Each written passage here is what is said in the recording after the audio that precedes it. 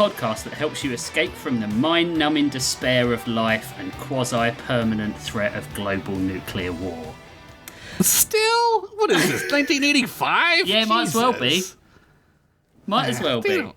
What is this, 1984? Damn. Welcome to Story Lords, the prompt-based the show. fiction podcast with 2 prompts, 3 stories, and infinite laughter. Story Lord. Fucking guitars! I'm Rich Masters, and with me as always is Josh Henderson. Hi, I'd like to say that you're really good at remembering the name of the show, because I am not. Oh, well, I did well. Yeah. And Jeff Pennington. Yo. He's a wrestler I'm now. the bad boy of the podcast now. Macho Man Jeff Pennington, everyone. Your favorite movie sucks. What's the name of that baby in I Think You Should Leave? Harley Jade something? He's like the fuck you, Harley Jade! When you said baby and Jeff was doing a voice, I thought you meant Baby Herman from Roger Rabbit. Oh, it's very Baby Herman. Don't think up a bit for yourself to do on this show. Is a good little asterisk I need to put. Because we'll ruin it Just in suddenly about 5 became, seconds. remember babies and things? What? Remember Boss Baby? Your favorite movie is not as good as Boss Baby. That was what I was going to say. Damn, he is a villain. That's true. Full heel. This week on Story Lords, I got it right again. Hey. We are doing, the prompts were sacrifices and pacts, or pacts and sacrifices, depending on how I said it last time. Yeah. And this time, well, before we start, this was pretty good, this set of prompts. I don't know about you guys. Oh, yeah. This was Absolutely. very good. This was easy. Yeah, this is Barely a challenge. Don't Oh, wow. don't make us do socks or You're going to get Frogs again. toads and tube socks next time. yeah, God. leotards and amphibians. We had at one point on the prompts list frogs, toads, salamanders, and amphibians. Well, it's like the reptile house. Like, do they all listen to our show while they're like cleaning out the snakes and shit? Like, what the fuck? I have no idea. No gargoyling as a prompt, please. Oh, please. There's so many great meanings for gargoyling. Go look it up. Almost too many. Go look it up on Fapello on the train. You mean Papeo? Fapeo. Josh, you're first if you can get anything fuck, else I'm in your not head ready. now. I'm not ready. All right. My episode is called Forget It, Sid. It's Grawl Town. The nights in Daranos are darker than me trying to explain my relationship with my father while I'm on a date with what would later turn out to be my third cousin. Sure. Oh my god. If this were Game of Thrones, everyone would be all like, nice, and that's so hot, but it isn't. This is real dark-ass life. Awkward and painful until the day they atomize my molecules into dirt and dust. Just like the night in Daranos. Yay! Where's my sister, Sid? Fred asks again one more time, sternly this time. How should I know? She's probably on a walkabout like in Crocodildo Cum D2, our favorite porn to watch together. Or something. Ew, Fred said. Imagining the image now because how could you not? Also, this universe is sort of like Game of Thrones. There is an incest, though, unless that's something that you guys want me to bring into this for patrons.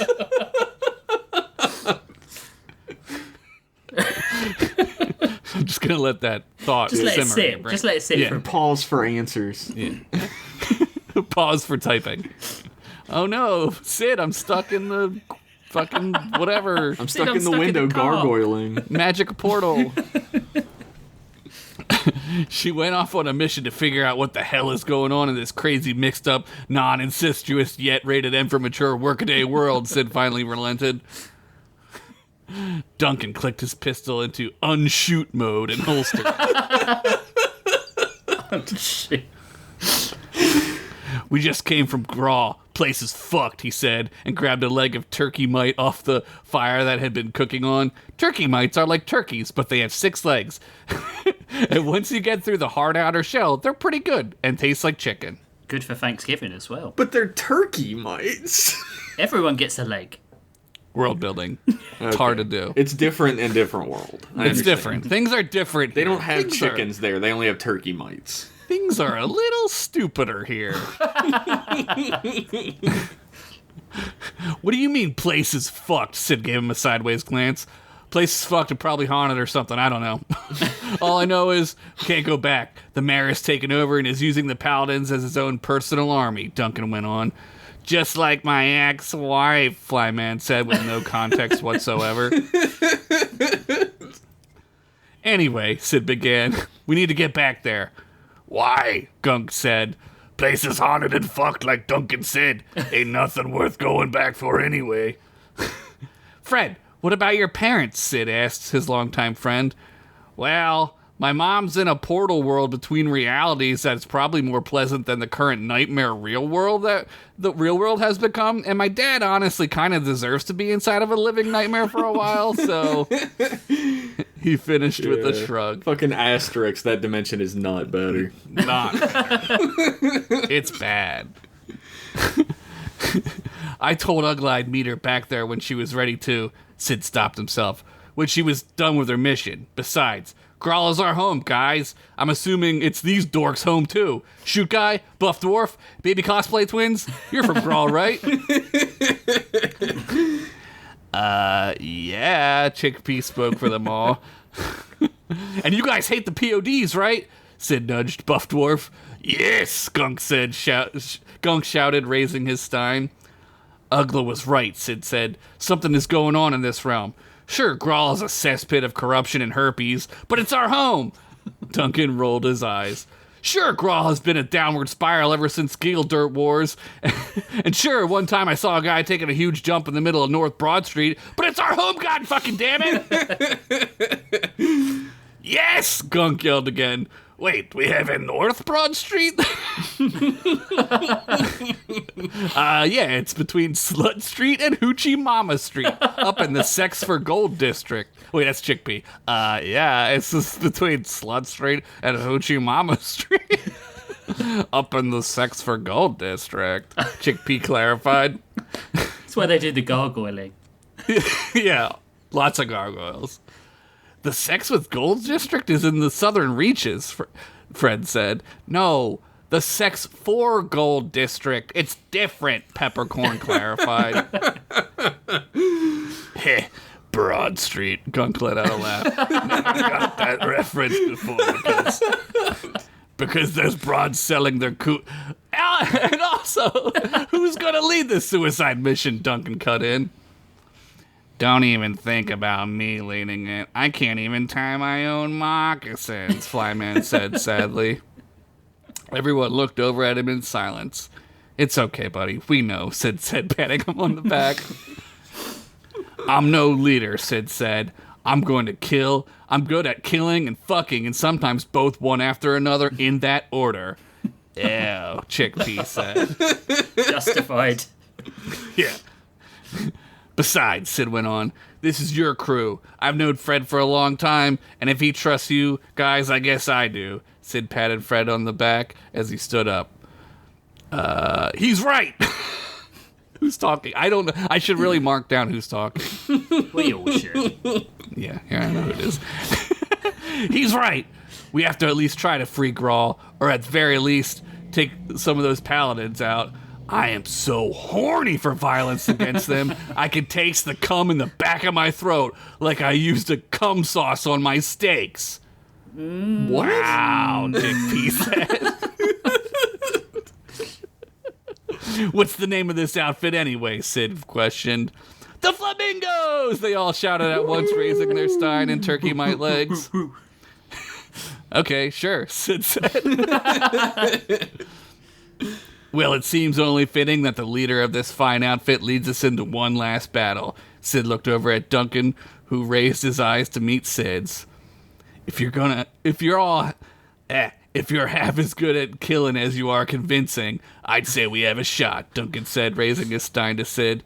But we're gonna do this my way, and we're gonna be careful and not stupid as all fuck, he finished, looking at Gary and Flyman. Gary was already walking around the camp picking flowers out and making a crown while singing the instrumental part from Britney Spears' hit single, Toxic. Love Britney Spears. Cut 2! The crew all gathered around a map that Duncan had spread out over a tree stump. All right, we're going to need to split into 2 groups, Duncan said, addressing everyone. Me, Gunk, and Fred will storm the POD headquarters Terminator 1 style, while Sid, Chickpea, and that guy, he said, pointing to Flyman, you'll try to make it to the mayor's office and assassinate him. Whoa, whoa, whoa, whoa, Gunk said. We assassinate now? I thought at least you'd use a euphemism like neutralize or destroy like they do in kids' cartoons. I don't know, this sounds like a bad idea. Gunk is getting more and more strong bad. As this goes along. I was hoping nobody would notice this. I love it. Okay, I'll keep going then. If it were Game of Thrones, everyone would be jacking themselves off into their own mouths while gargling George R. Farton's chody-ass dick. But when we do it, it's a bridge too far, Duncan said. We have to do this. If Sid is right, then everything is connected. And not, everything is connected, man, like your uncle started to say on Thanksgiving. Something is wrong, and we feel it. I've never seen Terminator 1, only Sperminator 1, Flyman admitted as he slowly raised his hand as if that somehow were a question. Okay, Duncan said, rubbing the bridge of his nose. So in Sperminator 1, does the Sperminator go to a police station of some kind? Oh, yeah, and he sperminates all over the sexy lady officers, if you know what I mean, Flyman said, almost with pleasure in his voice. Oh, that's more off-putting than him being sad. It's worse, yeah, it's somehow worse. It's very Game of Thrones. Okay, well, instead of sperminating the Paladins, we're going to destroy them, Duncan said, looking over at Gunk. Thank you, Gunk said with a nod. But that's not your concern anyway. You and Chickpea, along with Sid, will be dealing with the mayor. His office will be heavily fortified with traps and probably pawns that you can easily dispatch. Cut off the head of the snake and the snake will die, Duncan said, stabbing a knife down into the map for emphasis. What about me? Gary chimed in. Is he still wearing his crown of flowers? Yeah, he has his crown on. Duncan said, looking at Sid, I honestly thought you were like their pet. I didn't even think you could talk. I had very most thought you were their servant. Great idea, Gary said, snapping his bony fingers. I'll be the bard on this epic quest. Oh, no. He put on his flower crown and began to noodle on a lute that he pulled out of somewhere. Where the hell did he get that lute? Sid asked He's been Flyman. rattling around his rib cage this whole time. I don't even know what's going on in this episode, Flyman said, sulking. He can help me out in the bone van, Peppercorn said. Come on, skeleton, help me put these crystals into the mana engine. They filled the tank so they would install on their way to save all of Grawl, Gary sang, drumming his ass lute. The ride to Grawl was quiet. It was like in Predator when Jesse Ventura is listening to Long Tall Sally, and then he says that hard F slur because nobody would take some of his nasty ass chewing tobacco. No, this was a somber ride. Nobody was calling anyone inappropriate slurs, since each member of the team knew this could be their last mission. And what was it for? Duncan thought to himself. He was a criminal. Why did Sid's words sway him to act so unselfishly? Is that even a word? Duncan shook off the thought, blaming it on his nerves. As the camera panned left, Gunk sat with his head lowered and hands on his axe head while the hilt held him up. Should he have pooped before they left? Nah, he'd be fine. Besides, he could just shit in the open axe wounds he was going to inflict on all the PODs. Oh my They deserve far worse. Maybe one of them would survive, only to get some crazy infection that they name after Gunk because he had shit in an open wound like a true hero. Yeah, he'd be fine. I'm glad he has the same thought process that I do, that whenever I leave somewhere to go somewhere important, I'm like, should I have pooped first? Dude, the older you get, it's more of a thing. Yep. It sucks. The camera moved to Chickpea. We're so dead. Not me, though. They don't let curvy shorties with back meat like this die young. She smiled at the thought and blew out a big bubble from her big league chew. See? No hard F word. It can be done tastefully. Damn you, Jesse Ventura. Damn you. Fucking Big League Chew canon in Daranos. It's canon in every universe. True. Buckle up, boys and girls, Fred said from the driver's seat. We're about to hit a checkpoint. The crew hustled to get into position. Flyman let out a, "Oh dear Dark Lord, save me," as he did the Catholic cross yourself thing, but instead made a pentagram. Fred, he's a Satanist. Yep, Let him makes be. sense. Fred revved the engine and sped the bone van up to maximum speed, probably like 4,000 acres an hour or something hella fast. At the checkpoint, 2 idiot paladins were asking travelers for their information and generally being the anti-freedom gimps they had become ever since the mayor took over. Just kidding. They've always been like this. Ooh, fuck you. You hear that? Said Paladin 1. Sounds like... But before he could finish, his brain splattered all over the hood of the bone van going 400 acres an hour. Fucking shit, what the fuck? Paladin 2 screamed as he rushed to alert everyone else, raising the alarm into his walkie-talking stone.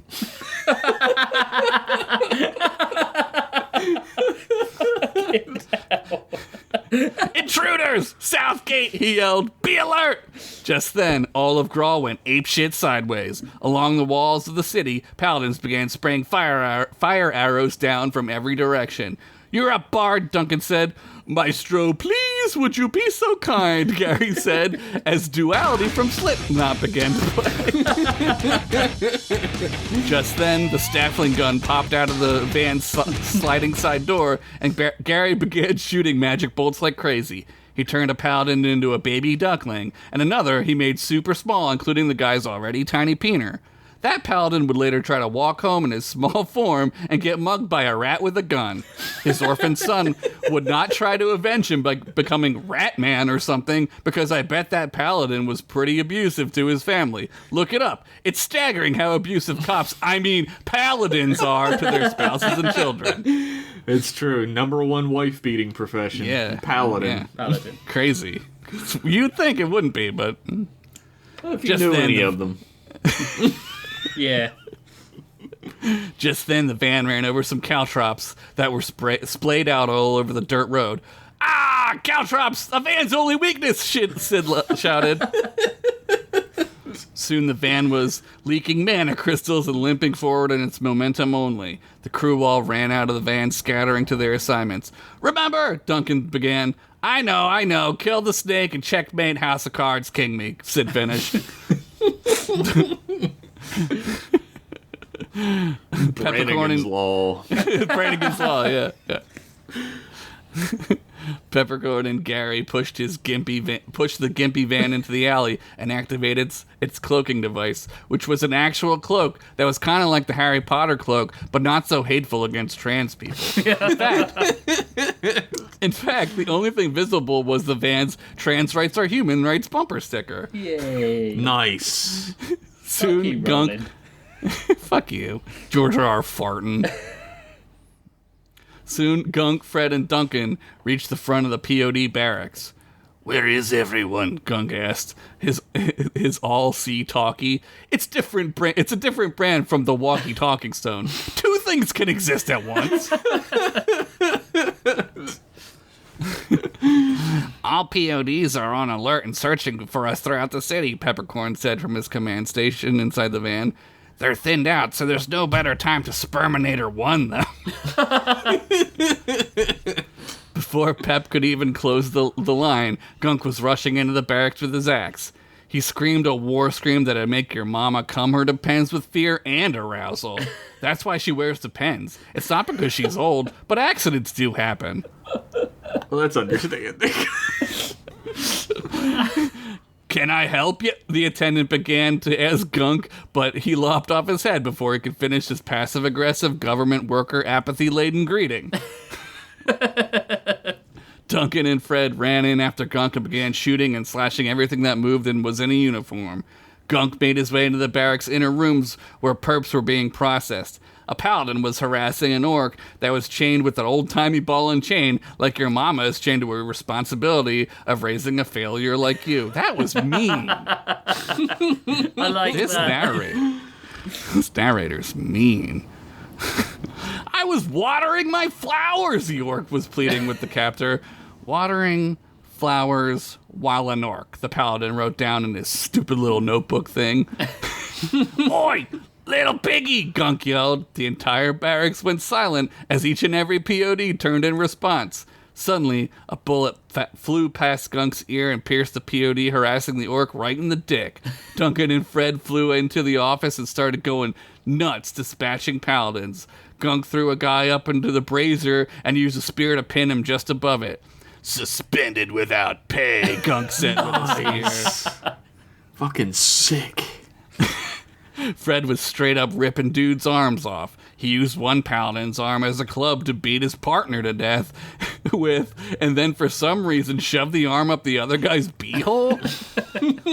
Mandatory cavity search, he said, as the first guys whose arm was ripped off slowly died of massive blood loss. Duncan shot so many dicks, he probably now holds the new world record for dick shots. Since he was shooting the dicks off of actual dicks, it was like a double dick shoot-off. The Mead Book of World Records would record this day as the single greatest dick hunt in all of recorded history. Get Nice. it? The Guinness Book of World Records? Yeah, I got it. I knew Rich would get it, because that's all they drink. Soon, the barracks and the people listening to this story went silent. The only sound was the occasional groan of a dying paladin and the drip, drip, drip of blood and soggy body parts hitting the stone floor. Over here, Fred said, gesturing to a room with bars on it. It's the evidence treasure room. Duncan used his pistol to shoot off the lock. Inside, they had never laid eyes on so much nothing. There was nothing. Where's all the gold? Duncan asked aloud. Where's the giggle dirt? Gunk chimed in. This is weird. The way they've been terrorizing the people, this place should be full of stolen contraband, said Fred, running his hand against the wall. Back in the van, Peppercorn's all-see-talkie screeched with a hiss and a pop as he threw his earstone onto the ground. Ah, what the shit, he shouted. He grabbed his earstone and replaced it back into his ear. Fred, I'm getting a weird magical feedback. Where are you guys? We're in the empty evidence locker, Fred responded. All I did was touch this wall. As he did, again, the hiss and pop cracked again through the stone. Magical feedback, Pep said. We're gonna need Chickpea. Meanwhile, Chickpea, Sid, and Flyman skulked their way through the fancy opulence of the mayor's mansion, occasionally ducking out of the way of a waiter bringing up a whole turkey or a mirror full of giggle dirt. So turkeys are also canon. Two things can exist at once. Two things. What do can exist turkeys at taste once. like? Turkey? Like turkey mites. Turkey mites, yeah. This dude's living the life, Sid said with a whisper. Where is he getting all these drugs? Chickpea said, using her tiny finger to pick up some giggle dirt that had spilled onto the rug. She did that thing they do in cop movies where they taste the drugs and know what they are. Like, how does that work? This is pure Wordwood White, she exclaimed. Soon they were at the office door of the mayor himself. They peeked around the corner to see the entrance and only 2 PODs guarding the door. Sid slowly drew socks from his sheath and Chickpea gripped her staff in anticipation. On 3, Sid said, turning to Chickpea. 1, 2, Big guy, Chickpea said, pointing towards the guards. There stood Flyman, slumping up to the doorway guards. Do you guys know where the bathroom is? I had some really bad horse shit earlier, and it's giving me heartburn. It could be butt burn before all this is said and done, but I figured I'd go fart over an empty toilet for a while and see if anything remotely solid comes out. Jesus fucking Christ, man, the one paladin said as the other started to dry heave next to him.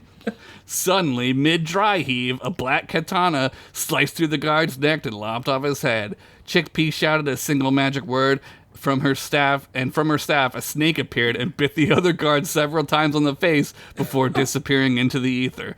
The poison took the guard almost out almost immediately as he foamed at the mouth and slumped to the floor convulsing, and what probably was a seizure. His brain being eaten by the venom as his nervous system fired out for any last grasp of life. There would be none. Jesus, Art Christ, Fly Guy, what are you doing? You could have been killed, Chickpea said, weirdly concerned. I was hoping they would kill me, Flyman said, slouching and lowering his head. Nice work, King, Sid said, patting his friend on the head.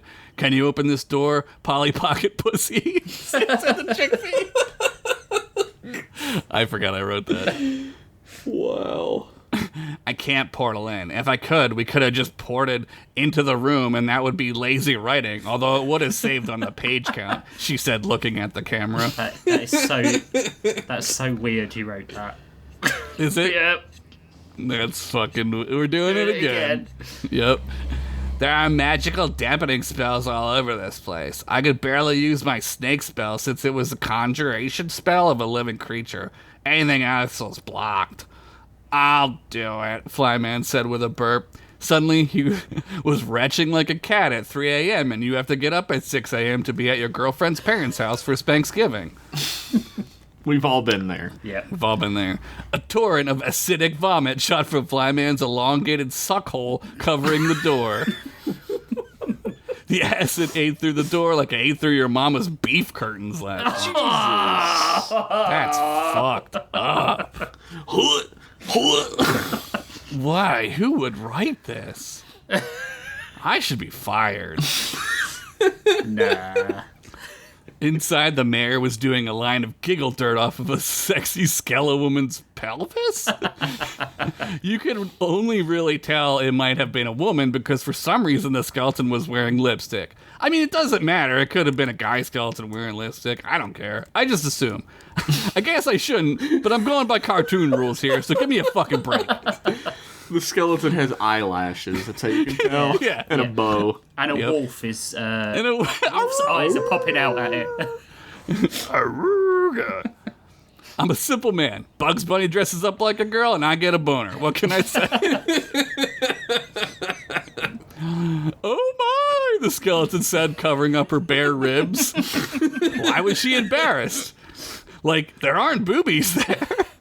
It's the ghost of boobies, though, isn't it? The ghost, yeah. Could the imagination of boobies. Yeah. All hail the thief, Sid, as he swung socks around all Nice. cool like Obi-Wan. Get out of here, you dorks, the mayor said, proud of his quick wit. How's it going? Chickpea said with a wink to the Skellahooker. Skellahooker. Flyman shuffled in and then sulked. Oh my God, what the hell is that? The mayor shouted. Whatever you want. You can have whatever you want. Just don't let that thing touch me. I, in all my years of politics, have never seen a more hideous baby. And let me tell you, I've kissed some real ugly chody-ass babies. The mayor began to dry heave at the sight of Flyman. I mean, pretty fucked up to admit to kissing ugly babies, man. Sid said, thinking too hard about this.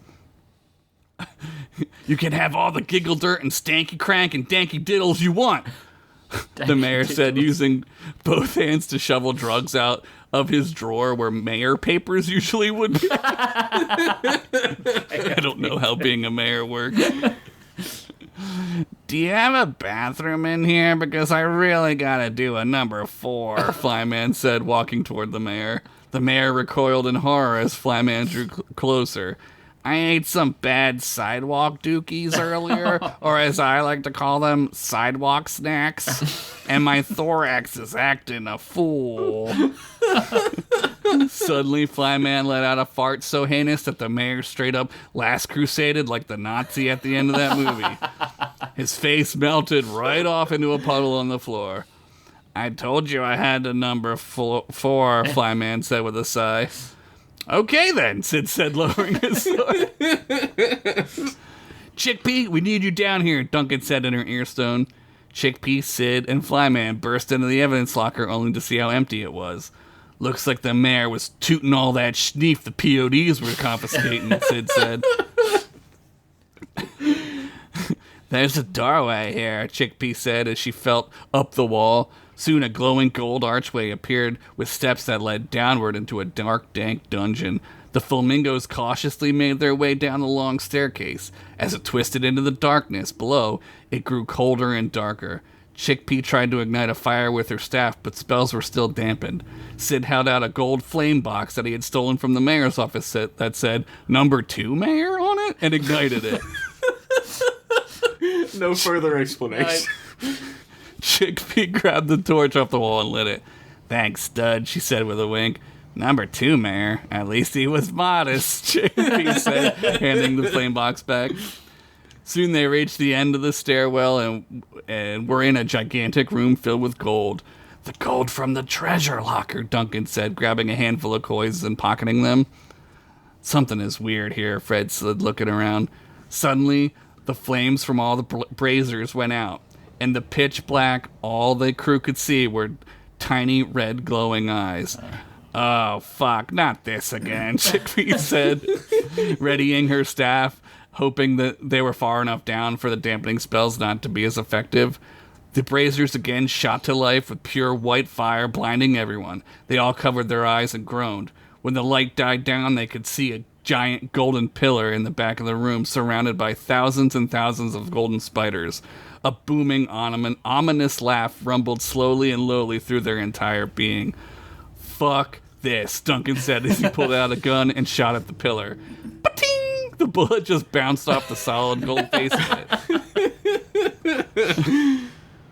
A dark red energy. What is that? Do you hear that? No. No. That's so weird. I'm picking up like CB shit.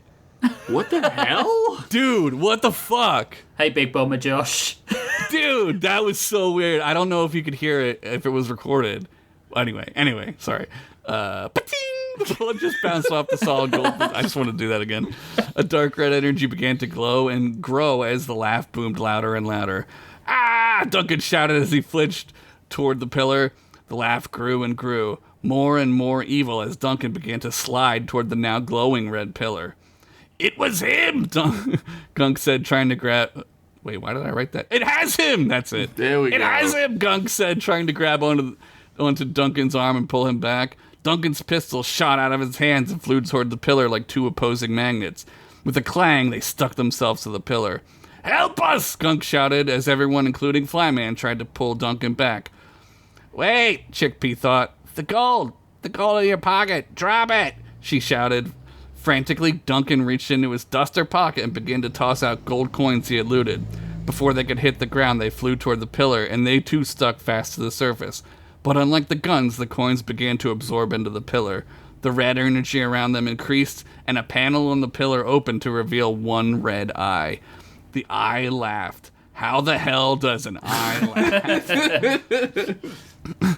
All the gold, Chickpea shouted as she tugged at Duncan's duster. That's all I have, he yelled back at her. I'm losing my grip, Fred said as the sleeve of Duncan's duster ripped clean off. Fuck, Sid yelled as the other sleeve of Duncan's duster ripped from his grip. Duncan fell. He fell forward into the eye. The Flamingos stood around horrified. No, Gunk said quietly. Chickpea let out a scream. No, you can't have him, she yelled as she held out her staff. She sent a lightning bolt right at the eye, but it literally didn't even blink. Still dampened, she said. Duncan's body hit the pillar with a bone-snapping crack. He was upside down and his back was stuck to the pillar. He grit his teeth in agony as his ribs ached. His lungs were punctured and he could feel the blood pooling in his throat as he coughed some up. Must be these damn silver bullets, he said with a laugh. Gotta use them for werewolves, Sid asked, knowing this was it for Duncan. What? Werewolves are awesome. No, Duncan said, wincing. No, I use them for the tax man. I shoot them at him when he comes around. If he finds them, well, I paid my taxes. And if he gets hit, well, I paid my taxes. Duncan looked at his friends. Promise me you'll take care of them, he said, blood trickling out of his mouth. He forced a bloody toothed smile at Sid. Promise! Sid stood there. I don't... You have to, Duncan yelled. They need you now. I promise, Sid said. Now get the hell out of here, Duncan demanded as he reached up, which for him was down, for one of his pistols that was stuck to the pillar. We have to go now, Fred yelled, pulling on Chickpea and Gunk. Sid, help me get them out! Sid snapped back to reality and began to move toward the staircase upward. Thousands of gold spiders were now marching down the walls and toward them. Run! Fred yelled. Gunk was furiously swinging his axe at spiders, tears in his eyes as he looked back one last time at his best friend. Duncan smiled at him, and his body rose upward toward the eye. Want to see something cool? He yelled to Gunk. Always, Gunk said, crying. Duncan slipped a silver bullet into his gun and tried with what strength he had left to aim it, despite the invisible force was pulling on the weapon toward the eye. As Duncan's back reached the orifice of the red eye, his back buckled inward. It was sucking him into somewhere. Gunk let out a painful dwarf yell and was quickly overrun by spiders. He swung and swung until a large hand grabbed him and ripped him out of the spider pile. Let's fucking go, Sid yelled at him. As soon as Duncan saw they had escaped, he looked around the room and surveyed every surface, what angle it was and what metal it was made out of. He did the math quicker than he had ever done before and let loose a silver single bullet. It ricocheted around the room and off panels. Pa-ting, pa-ting, pa-ting. Duncan closed his eyes. The bullet ripped through his stomach and into the eye. The eye let out a scream and dropped Duncan. At least, he coughed, there's a silver lining to all this. He laughed one last laugh and died. No. Duncan. The room began to shake. The building began to shake. The Flamingos ran outward toward the street to find it surrounded by PODs. Most were already running away because they saw some people who could fuck them up, and nothing scares them more than other people. The Flamingos turned around to watch the barracks implode. Not explode, but implode. Red energy shot inward into the crater that used to be the POD barracks. The remaining PODs fell to their knees and yelled as red magical mist flowed out of their golden armor. All PODs and Grawl that were wearing the armor were eaten from the inside, leaving only a burnt skeleton. The Flamingos watched in silence as the screams stopped. Everything stopped. Each were crying. Gunk was sobbing and yelling. Chickpea grabbed to hug Fred. Fred held onto her tiny body as tears ran down his cheeks. The end. Aww. Oh my god. Rich 2? How could you have done this? Sometimes you gotta kill a character, man. You gotta kill him. I would never. You're lucky I didn't kill more people. True. I thought you were gonna kill about it. Gunk as well then. I thought I was going Gunk's to, my too. favorite. How could you even think of killing Gunk? Now that I've said Yeah. that, he will, but... I went to the mall and I did a survey and said, what do you guys think if I kill Gunk? And everyone was thoroughly against it. Yeah. Also, they like Cocoa Puffs the best.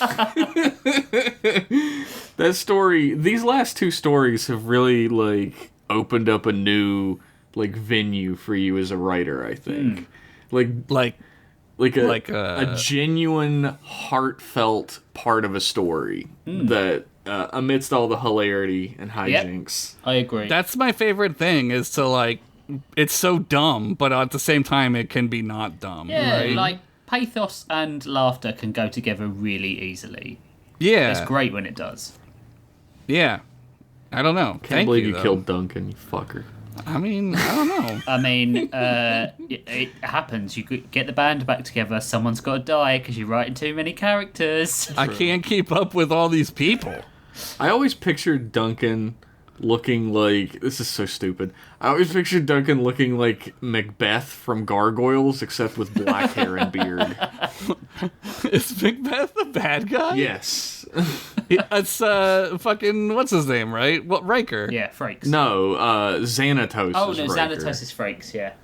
Okay. Macbeth is the actual historical Macbeth who lives forever.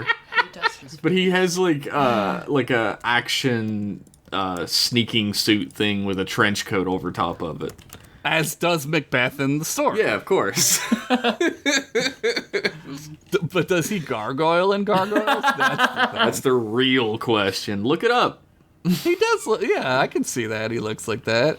Not I anymore. picture more like a Jared Leto, but not as like pretty. So Morbius. So more. Well, if he's Morbius, he survived that then, so it's fine. Maybe I only think that because he joined that sex cult that one time, but that's a backstory that you guys don't know about. Oh, wait. Now we'll never know. We'll never. Macbeth is John Rhys Davis. Oh my yeah. god.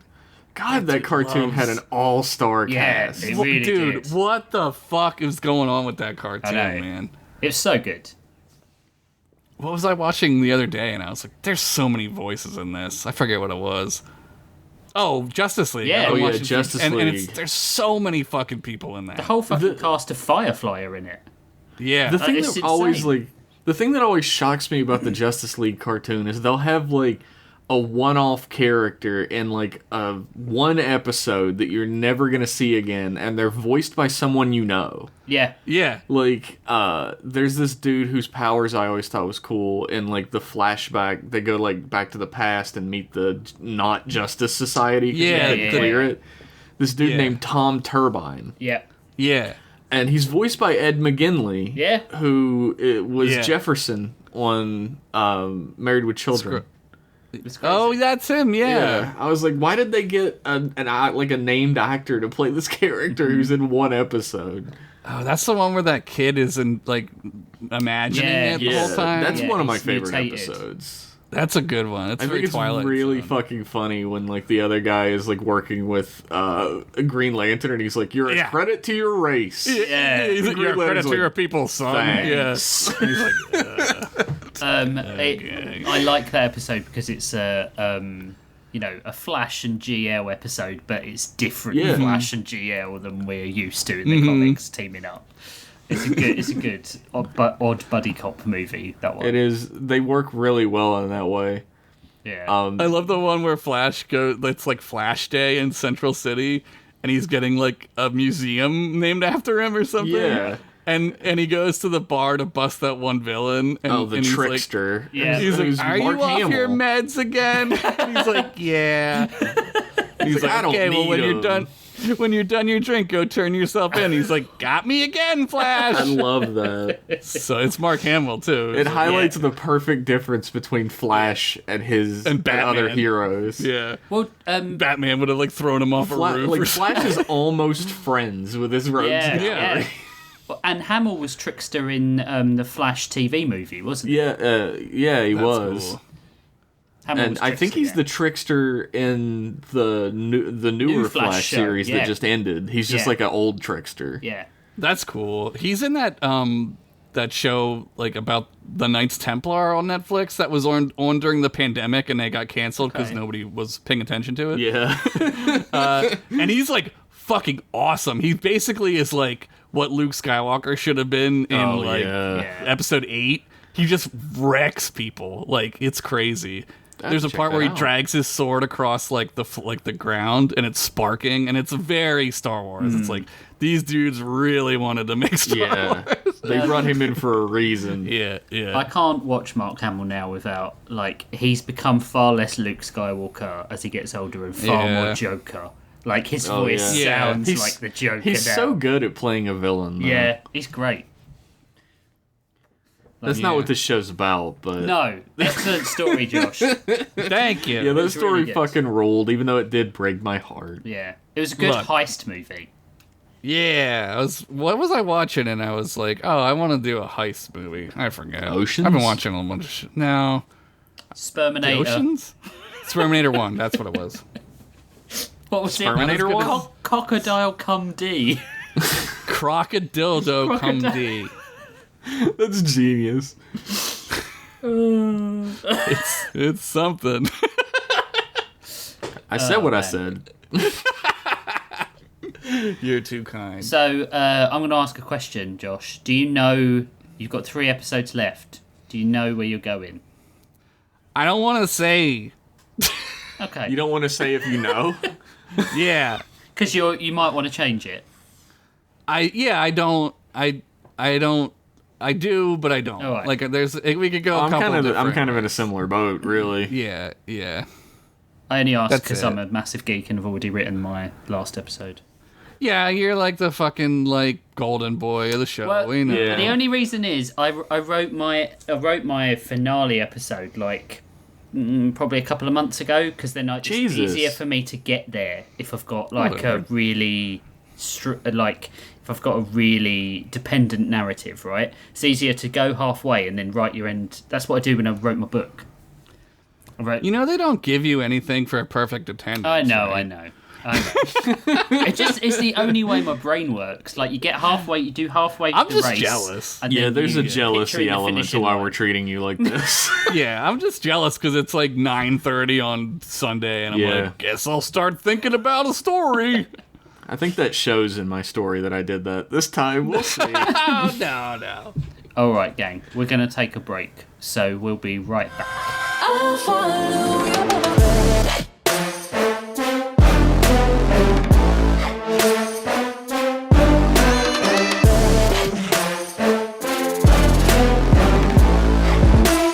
I'll follow.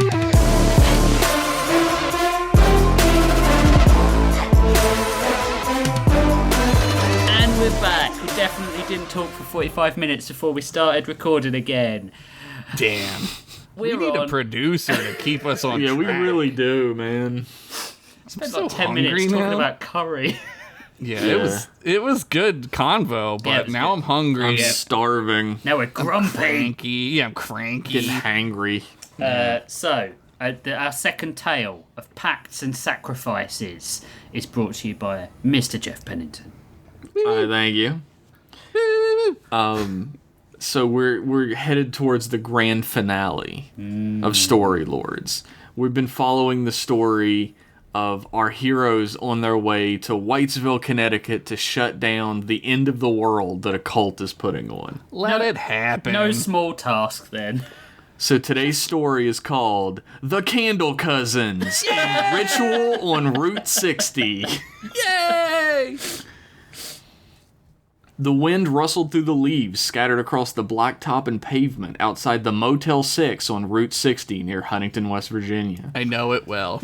The dingy two-story building was ringed by bent old metal railings, had mostly cracked windows, and was only identified by an old rusted sign that was slowly swinging in the breeze, whining with an old hollow metallic squeal with every sway. Diegetic sound in your story. Yep. The sun had set behind the rolling mountains, and the opaque blue tinge of night had just washed over the woodlands that could be seen as far as one could look in every direction, besides up and down the lone stretch of highway that bisected it.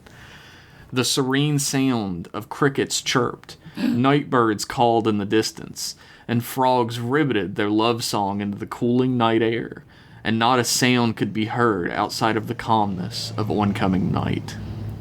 This fucking blows shit, Chris groaned out loud, kicking the metal railing with her gigantic black combat boots with that weird pleather finish all Hot Topic shit has. Yeah, what's up with that? The sound of the metal shaking could be heard echoing off the mountains in every direction. This inbred backwoods-ass motel is gonna get us chainsawed by mountain freaks, and it didn't even have the courtesy to play dueling banjos first.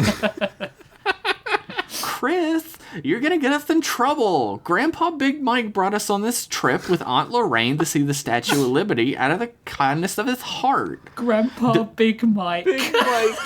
Don't you want to see the majesty of Lady Liberty, bastion of freedom and democracy, as she's perched above the drug den of violent rats and godless sinners that's New York City?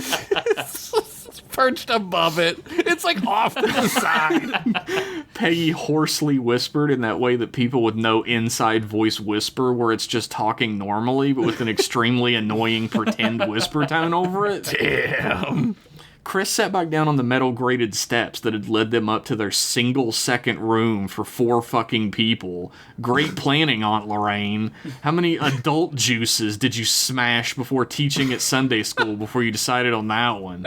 Oh, the 3 parts of the Holy Trinity? Glug, glug, and glug, right, Lorraine? Yeah. Take that, Lorraine. Grandpa Big Mike fought in the war, but for the other side, Chris said. Which war? Which side? War. Which war? Peggy asked earnestly. All of them. Why do you say stuff like that? Peggy demanded, placing her hands on the hips of her overalls, which happened to be covered in sparkly Lisa Frank stickers and iron-on Bible Camp Award patches that said things like, most heathens converted, Nice. or most Bible verses proselytized to minorities per minute. That's a big sticker. Because it's rad, Chris said, not even paying attention to what was going on anymore as she fiddled with her phone. Yep. Ugh, there's no signal here. This place is ducksent as fucksent. I can't believe Lorraine dragged us out here with wrinkly-ass old war criminal Grandpa Big Mike. He's a war criminal. He's not a war criminal. He was never tried, Peggy yelled out. Her voice echoing off the mountains that surrounded the valley the motel was situated in. She shot upright and placed her hand over her mouth in shock at her own voice. Oh no, it's ungodly for a woman to speak loud enough to be heard. God, I wish I was literally anywhere but here. I'd love to drink a delicious beer of any kind, which I drink all the time, because beer is awesome and what we love to drink. Yep. Chris said with a wry smirk, pausing for a moment to look out of the corner of her makeup pancaked eyes to see Peggy's reaction. When none came because Peggy was contemplating how to make it up to Jesus that she had an opinion as both a female and a child, Damn. Chris immediately blurted out, us as in cool kids, like adults like me? I'm not a lame little kid like you. Do you think Jesus forgives people? They didn't mention that in church. I know he loves guns and supports George W. Bush, but Peggy trailed off. Tell me, what year is this? Oh, you can tell what year this is. Before Chris had the opportunity to snap at her, the tension in the air was broken by the ringing of a telephone. Both cousins looked at each other, equally startled, but Chris immediately settled back into her practiced air of cynical stoicism. Peggy whipped her head around in the direction the ring was coming from, and her eyes immediately landed on room 13.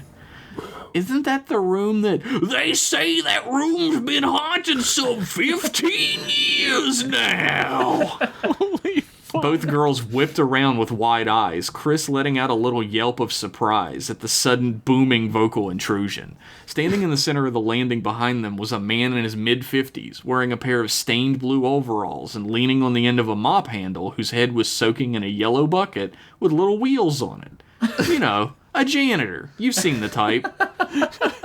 You've seen the type. There was a full 10 seconds of silence as the girls stared at the janitor silently. Chris finally coughed in her hand. A man died in that room violently, they say. Got stabbed by a jilted lover. They say his spirit clings to that room hoping for bloody vengeance against any woman steps foot inside. I just picture this as Jeff. This guy's... That's me, mid-50s janitor. You know the type. Who in the fuck are you even? Chris finally yelled out, standing up from her seated position on the steps to stand between the man and Peggy protectively. Janitor, he said plainly, turning and pushing his bucket down the landing towards the other end of the building. Do you think he was telling the truth? Peggy spoke up first, watching as the man turned the corner at the end of the landing and disappeared. Yeah, I mean, like, who would pretend to be a janitor at a Motel 6? That's way too fucking sad. There's, like, no motivation in it, Chris said matter-of-factly. Method acting. No, dingus. I mean about the ghost in room 13. Peggy pointed to the old rusty placard hanging on the wall next to the door across from them, emblazoned with the number 13 on it. The phone inside had never stopped ringing this entire time, a steady bleeding ring. A moment of silence, and another, piercing the tranquility of the night that neither of these annoying-ass fucking kids seemed to care about. Sorry, I said the D word. How the fuck should I know? People die in motels all the time. Chris looked at her phone and began to angrily press buttons and shake it a little as she spoke, half paying attention. People go to motels to bone down and die. I can only hope Grandpa Big Mike brought us here to die. What does bone down mean? Peggy asked. Thankfully, just then, both girls noticed a small bit of greenish light escaping Peggy's backpack, which she'd left propped against the motel room door they were staying in. They exchanged glances for a moment before Peggy leapt for the backpack with a huge smile on her braced face. She yanked up the pack and unzipped it with a hurried yank, diving an arm in and returning with her intended quarry, a wide green candle placed inside of a flat gold candle holder with a long curved handle. The short wick at the end was already slowly burning with an eerie, otherworldly green flame, which danced and tucked into itself, completely independent of the wind. It's lit? Chris asked with a raised eyebrow. Oh shit, wait! It's lit!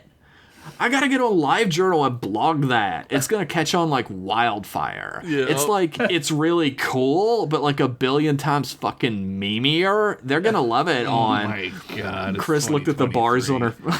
Chris looked at the bars on her phone and kicked the metal railing again, sending birds flying out of the trees nearby. Fuck, I forgot there's no signal! Now I'm never gonna get to be big shit on the internet.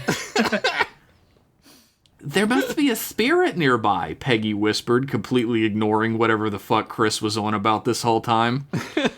She turned her eyes to room 13 and then back to Chris with a wide metal-studded smile. Come on, this looks like a mystery for the Candle Cousins.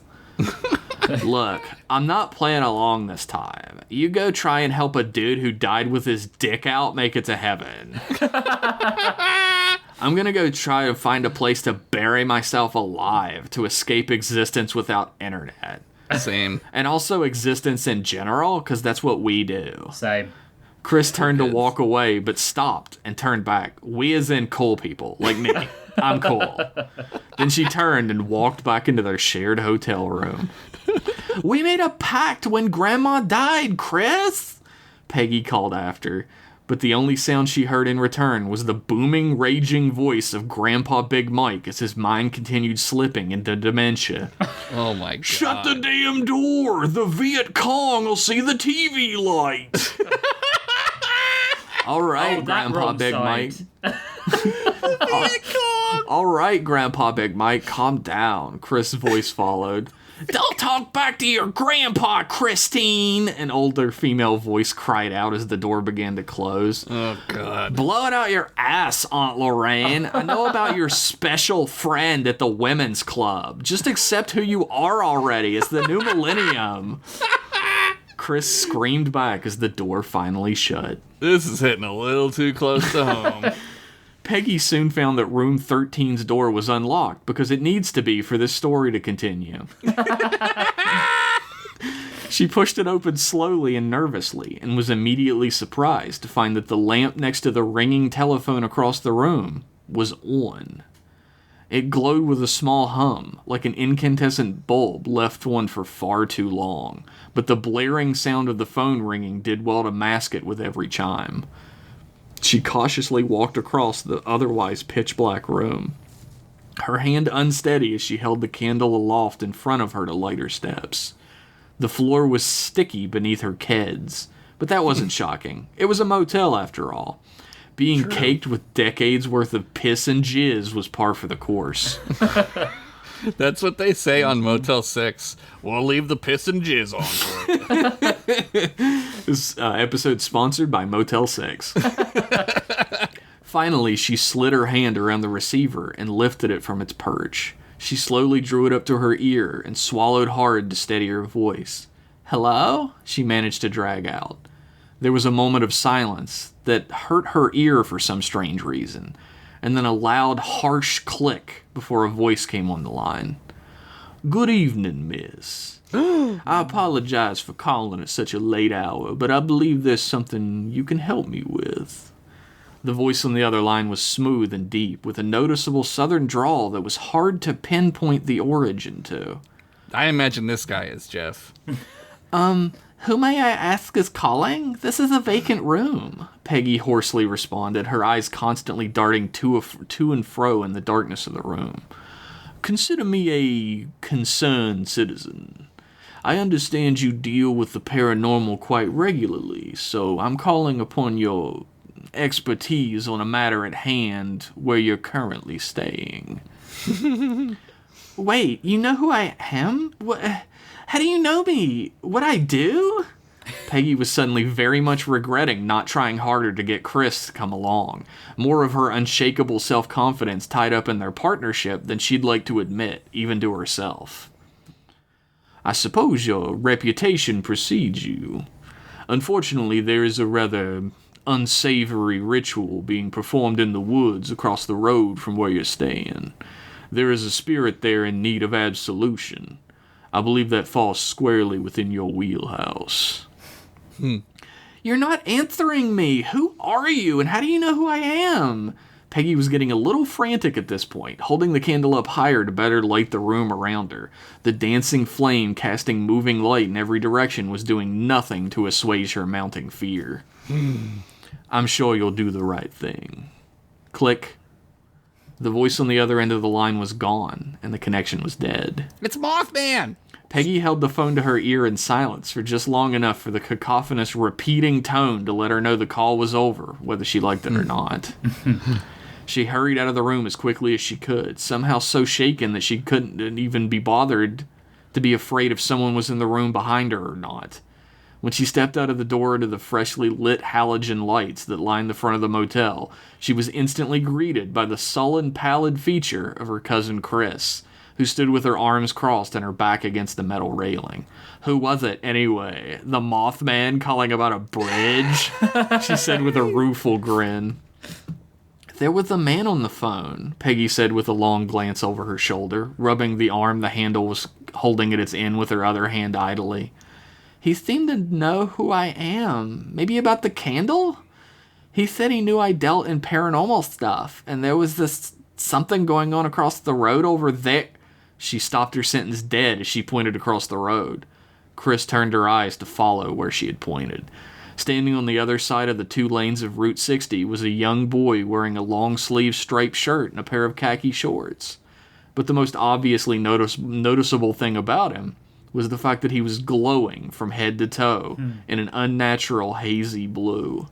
His body drifted and wafted in the air as he stood in place, like the reflection of a person in murky water. He was staring directly up at them where he stood. Peggy slowly raised a hand in the air to wave down to the boy. Chris looked at her with apprehension, but then turned and raised her hand up in the air to wave as well. The glowing boy raised his own hand, but not in a wave, but in a beckoning gesture, motioning for the 2 of them to come down to him. Go in there. Do it! Yeah, fucking right. Who's brain dead enough to come down when a child ghost waves them over? Chris snorted, shaking her head. Wait. There was another moment of silence. "You're not even standing there anymore, are you?" Oh my god, we just outed ourselves as which candle cousin we were, Josh. Yup. Peggy was already racing down the stairs when Chris finally turned to look. Peggy was headed out across the parking lot and towards the road.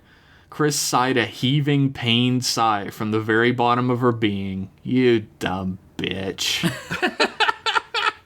By the time Chris had caught up, both girls were now standing on the other side of the road, right in front of the ghostly apparition of a young boy.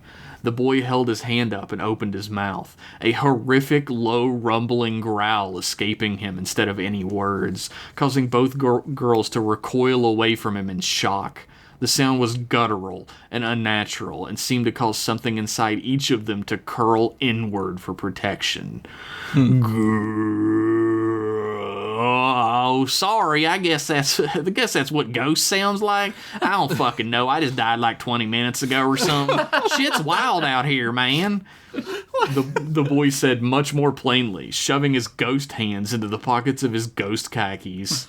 Did his khakis die too? The Candle cousins exchanged awkward glances and then returned their stare to the boy. Oh shit, sorry. I guess where's my manners? My name's Dusty Peterson. I just got stabbed to death by some fucking weirdo in the woods right down there. He pointed back over the side of the railing and down the hill towards the tree line. Me and my girlfriend Rita were finally gonna kiss our genitals together like in those movies my dad likes. Terminator 1. But some big old boy hopped out of the underbrush and poked me full of holes before I could poke her full of holes, if you catch my drift. Jesus, Wow. he does not know how to have No, sex. we don't catch your drift. I don't really know how sex works. Guess I never will now. Aw. He died never having scored. Here lies Dusty Peterson. He never scored. He never scored. Yeah. I'm Peggy. This is my cousin Chris, Peggy said absently, scratching at the back of her head. Oh, pleasure to meet you. Could one of you do me a quick favor, maybe? Dusty rocked back and forth on his heels, glancing back over the railing. What? Chris said, contorting her features up in disgust at the possibility of having to explain sex to a dead virgin. Oh, nothing untoward. I'd just like you to go and rescue my girlfriend Rita. I think the two guys that grabbed her were going to do some kind of satanic ritual on her or something.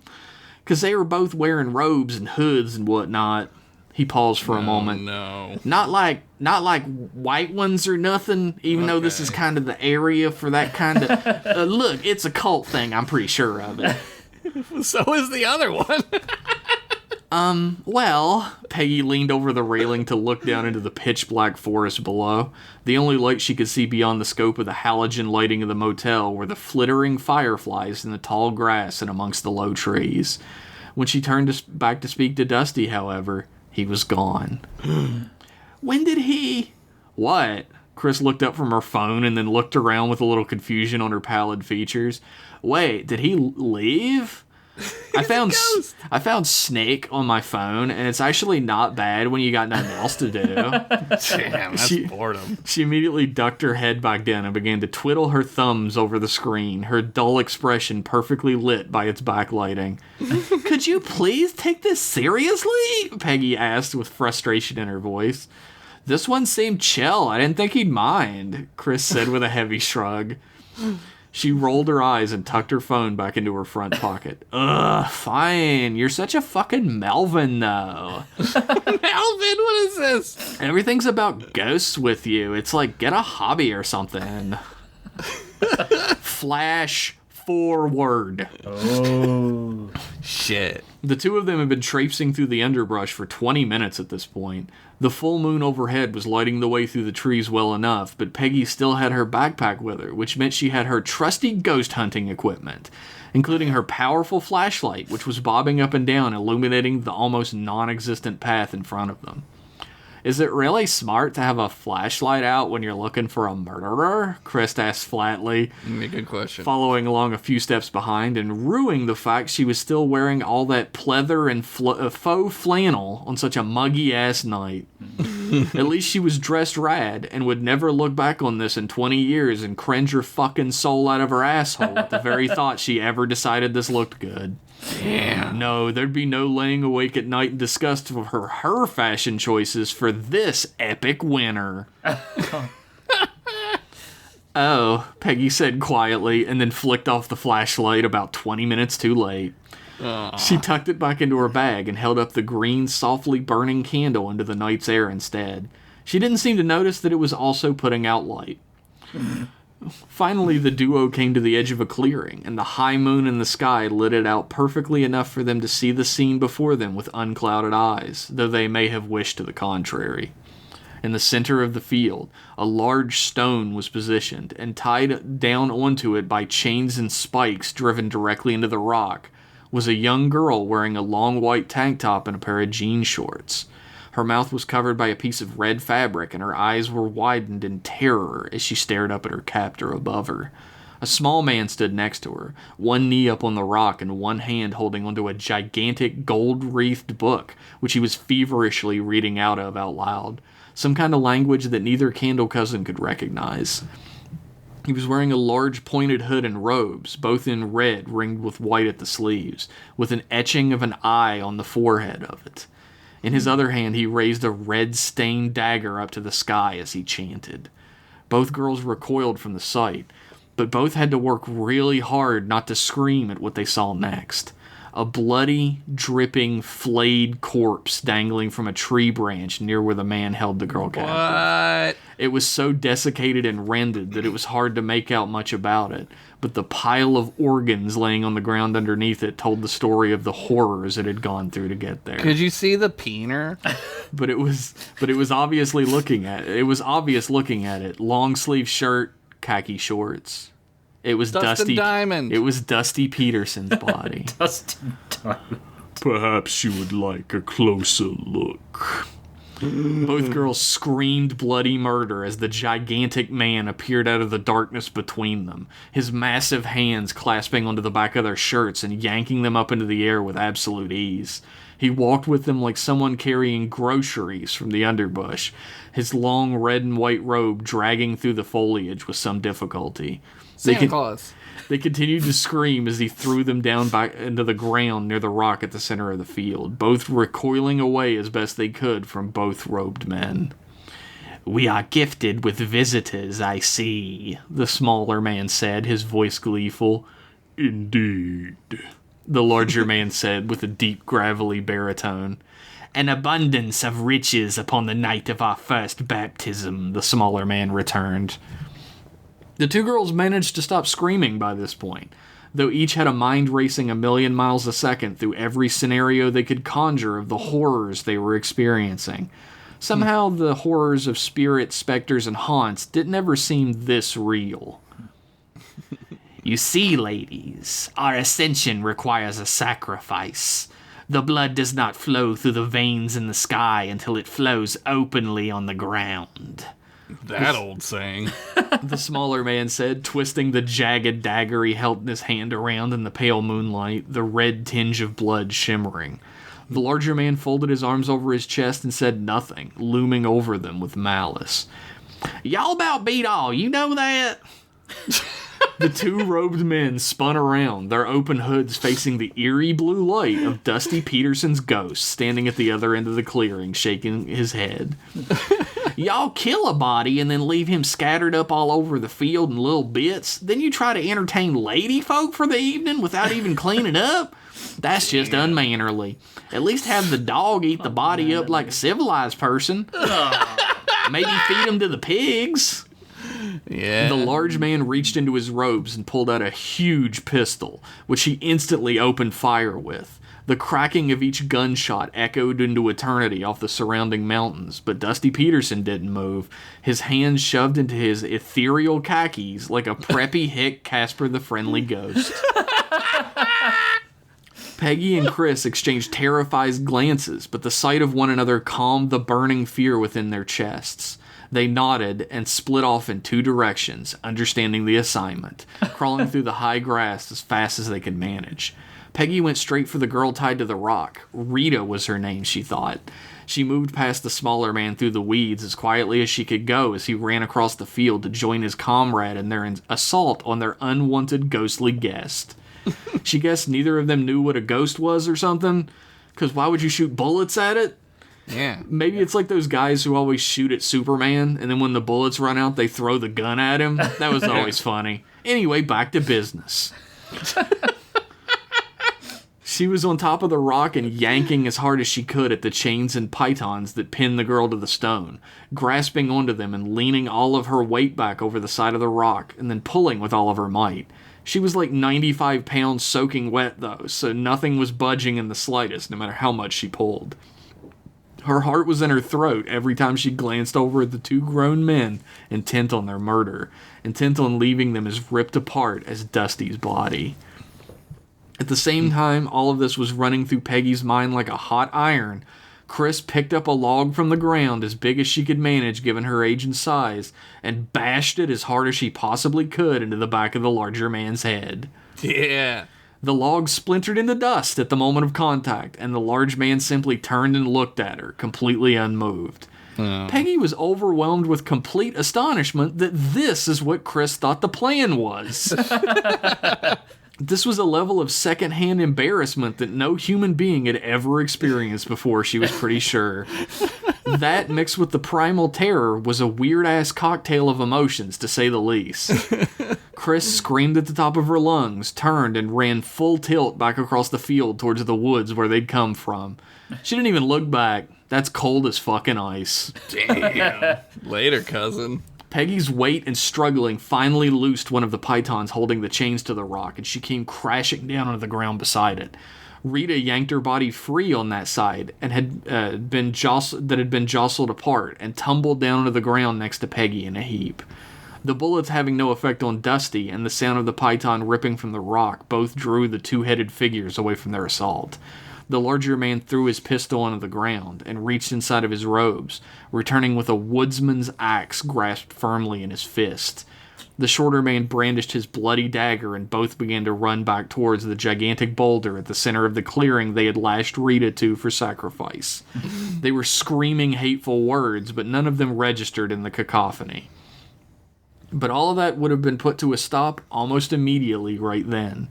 The ghost boy at one side of the field reared his body up and screeched into the night, the air behind him beginning to spiral and spin in on itself.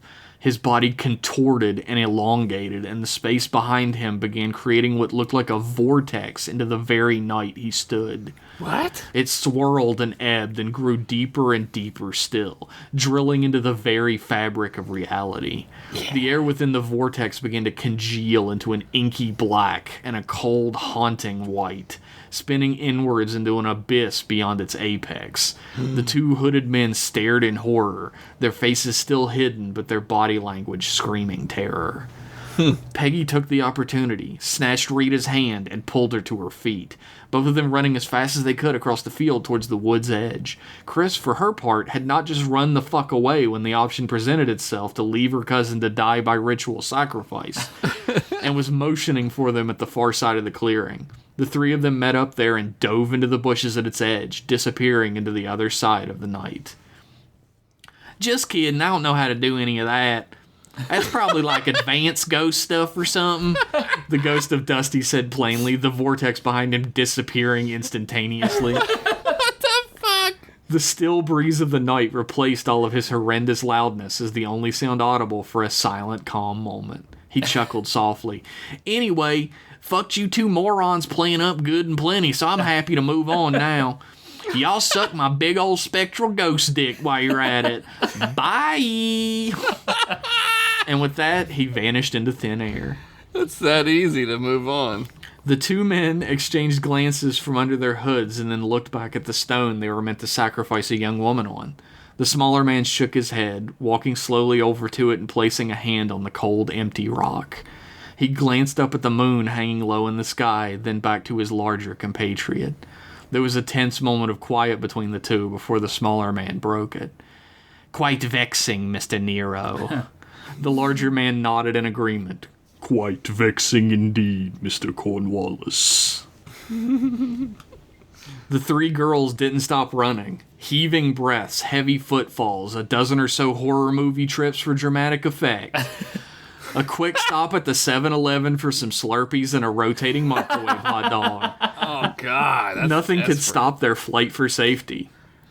Along the way, they passed a beat-up old Ford F-150 sitting next to the road, the lights inside on, and the radio lightly playing some old country standard into the open night thanks to its windows being rolled down. It had all the earmarks of being a sanctuary amidst the horror, and they almost ran up to it for help, but were stopped cold in their tracks when, on the side of the red truck, they saw the same eyeball symbol from the two men's hoods, etched into the side of the bed, underneath an old rusty sign for Matheson Repair Services.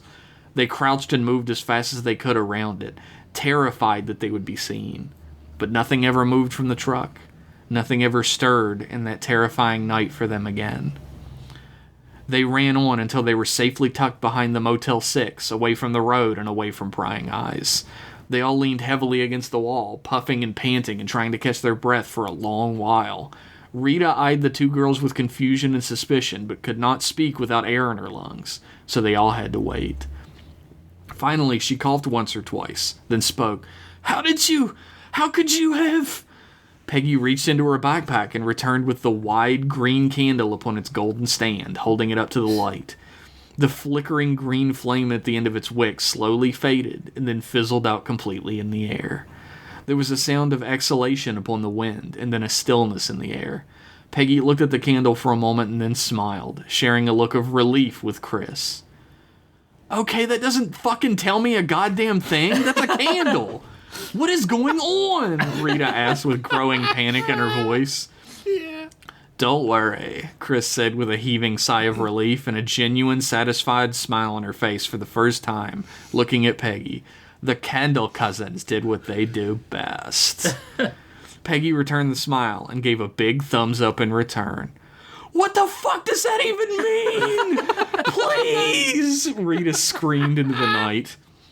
The Candle Cousins bumped fists. Another job well done. The end. All right. I'm never listening to you ever again when you say your stories aren't funny. You're full of shit. I guess it was too late for me to laugh at my own jokes or something when I was writing that's the thing, right? Like it's hard to make yourself laugh. It's weird that normally what happens is you, and I know why you do this, because it's hard to maintain your tension when you are trying to do jokes at the same time. So what you normally do is you front load your episode, right? You front load your story. Yes. And then you build tension and build tension and build tension. I think what Candle Cousins allows you to do is throw that formula out the window and make jokes whenever. Yeah, Yep. Candle Cousins is some of the easiest to write because Peggy and Chris have such strong personalities. Yeah. And I can just do jokes the whole time. Like, I can have horror bits happen in between, but I don't have to maintain any tension. Yeah, they're just funny all the time, even when they're scared. Even when they're not trying to be funny, Yeah. Bringing out the candle and then being like, this doesn't fucking explain anything. Job so well good. done. It's so good. This was inspired by, I read a lot of comics growing up, right? But I didn't have enough money to get everything that was coming out at the time. So whenever DC or Marvel did these giant crossover events that went through all of the comics, whatever comic I was reading would have one issue where like this weird fucking thing happened that was never explained, and then to tie into that. And this is the tie-in issue of Candle Cousins for the crossover event. I'm glad Marvel and DC stopped doing that. Oh wait, no, they fucking didn't. They still do that. So this is, I don't know, kind of a part of a flashback, not origin story for Mr. Nero and Mr. Cornwallis. Well, you've said that like they've tried this before a number of times, right? Yes. This could have been the stalled start of another attempt, right? Yeah. Indeed, that's exactly what it is. This was the very first step towards creating the Blood Moon, and it failed because two little girls showed up. Oh, it was good, man. It was That really was good. great. Thank you so much. I love the Candle Cousins. Yeah, they're good. I feel love like if Pop-Up Uncle Big Stuff or Big whatever. Steve. fucking Grandpa Big Mike, Big Mike. The Not a Vietcong war are criminal. gonna see the TV. not a war criminal, he was never tried. Well, the thing is, if he fought on the wrong side and he was in the Vietnam War, if he fought for the Americans, he was on the wrong side. He was on Yep. the wrong side. Yep. This is true. Yep. I just love writing Chris tormenting Peggy for no reason. Yeah. I love that very much. Yeah. That's what like cousins do to each other, right? Yeah. You're like brothers that can go home afterward. So you can really fuck with each other. There are no consequences you have to live with for days afterwards. Yeah, you're not living with someone like gonna assassinate you the night after or something. Yeah. Yeah, and you know I the next definitely- time you meet, you're going to be back to normal. Yes. Yep. I definitely feel like the two things I write that could be their own thing if I wanted to spin them off are Adam Frankenstein, Frankenstein, PI and Candle Cousins. Yeah, absolutely. You could have it could be a spoof Scooby-Doo, the Candle Cousins. Easy. Yeah, they're very much a Hardy Boys, Jessica Drew plus Are You Afraid of the Dark? Venture Brothers kids. Yeah, Yes. Venture Brothers. Yeah, I love that show. Yeah. I do love Venture Brothers. There's Yeah. there's definitely a little bit in there whether I want it or not because I'm so Ignore influenced by it. me. A giant robot. Oh, man, good job. Good Thank stuff. you. And to answer the question earlier, the Candle Cousins take place sometime between 2002 and 2006. Yeah. Oh, she would have golden been years. saying lit. Yeah, the golden. That's right. Like golden. that's why Chris is emo. That's Yeah. the golden years of emo. Yeah. Well, it's back again, so it could True. be now. She's definitely got a fair few Jack Skellington t-shirts in her closet. Oh, absolutely. God. Oh my god. No doubt. It's her No, favorite Jack movie Skellington, she's seen not once. no doubt. I had a little disclaimer thing, like, hey, if you're a dum-dum and you haven't listened to any of these previously, you're probably like, what the fuck is Jeff writing right now? Mm-hmm. All you need to know their is fault. that they used to solve mysteries together happily, but then Chris discovered Faith No More, and everything went to shit. Faith no more. I mean, if you're listening to this episode first, then, I mean, turn off now, because my story, you're not going to get either. So No. there's no getting these stories now. If It also just started storming here, so I might not get your story. That's what happened last time. You dissed Worf from Star Trek, and then he turned Yeah. the weather system off. Yeah, he turned off the weather system. Weather Fucked terrorism up on you. Ryza, which I'm on. Definitely live on Ryza. Man, I would Philly metro area equals Ryza. Aliens, take me to Ryza now. Do you know what? I'd just go with Rachel. I wouldn't even need to have sex with anyone else. I just don't want to be on this planet anymore. Yeah. Yeah. It's a paradise planet, not just because you could get fucked however Yeah. you want. I want to go and But that's swim in a the part ocean of every it. day. Yeah. Dude, I'd buy like several Horgons. Have them hanging from your belt like Yeah. Viet Cong ears. Yeah. Damn. Wow. It's dark. That might That have to be was- edited out. I don't know. I'm not trying We to were meant. Wait, look. The Uncle Big Mike, Grandpa Big Grandpa Big Mike. He's a definitely very got some important ears. character in my pop lore. up big stuff, Uncle Mike. Mike. He's definitely got some ears. Grandpa he's Big got Mike some is the ears. most important character in my lore right now. Get it right? He's actually Adam Frankenstein. Dude, I know. Fucked up. that would be fucked up. Right. Shall we take a break and then we'll be back for part 3? Yes. Excellent. Well, then we're going to do that. Bye.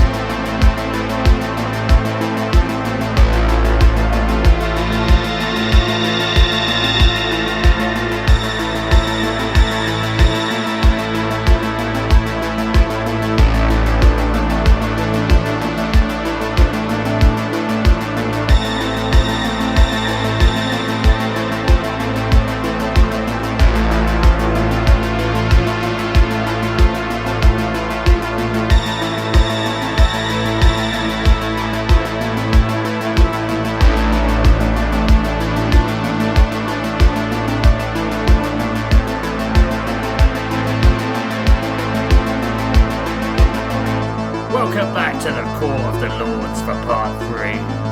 Clank, clank. Story Lords. Lord Pennington, Lord Masters.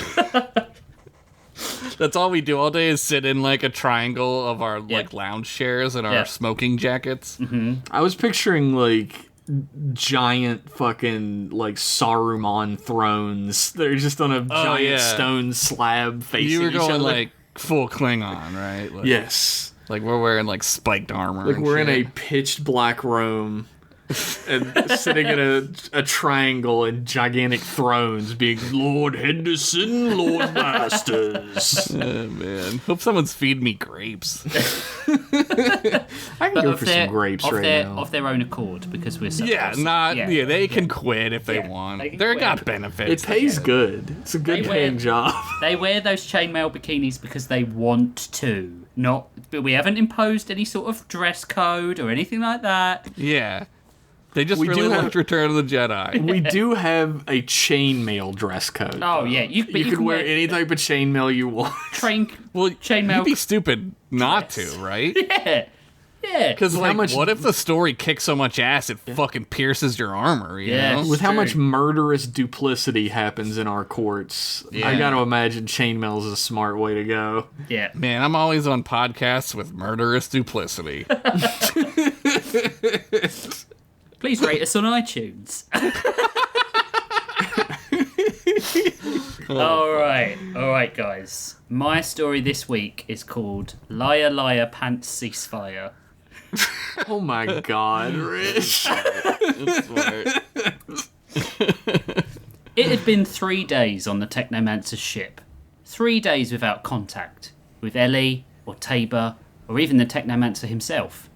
It was, for want of a better word, solitary confinement. Admittedly, Lionel had a food replicator, laundry service, full home gym, and a television that even had raunchy channels on it. Yeah. Apart from that, it was pure Fapello. hell. Fapello. Papeo. There was only so much food he could eat, though, or working out he could do, or self-gratification he could... Well, maybe there wasn't a limit to that, bar a 25-minute refractory period and a snack banana. 25 minutes? He needs a long time. It's terrible there. Jesus. After he did his mid-morning mental health masturbation and ate a light breakfast of a banana, Jerking off before breakfast. Nice. Lionel laid down on the floor and started doing crunches to replicate the prison life, only to get winded at crunch number 4. Suddenly, the door to his room whooshed open to reveal the Technomancer, followed by Ellie's new hologram body. He walked in, watching Lionel. In his hands, he held Ellie's watch. 1,049, Lionel said breathlessly. 1,050. Lionel puffed out air. Why would he stop at 1,050? Lionel puffed out air and wiped his already sweaty brow. The Technomancer smiled, or his version of a smile. To be honest, it kind of looked like the smile was fighting against its own nature, as if the Technomancer was holding a gun to his own face and threatening to fuck his wife if it didn't comply. Jesus. What? It truly was a clever trick, Michael, trying to convince me you were Emeth. I hope you don't mind me calling you Michael. It is your official designation. This Lionel character just isn't really you, is it? Lionel took the Technomancer's taloned hand and let him pull him to his feet. His fingers suddenly colder than a polar bear's love balloons after he'd just been dumped by his girlfriend with the "It's not you, it's me" line. Oh my god. Poor polar bear. Ellie looked over to him, concern on her face. Looking at her made him realise how much he'd missed her, but also how much he was right. He wasn't in love with her. He never had been. Regardless, Lionel would give anything to get her out of harm's way and back with the crew. She was his best friend. But I think your crew forgot that I'm not a machine anymore. I'm a cyborg. I have eyes, I have organs, I have a good set of dancing feet. That's the third thing. The Technomancer did a little twirl and threw out jazz hands.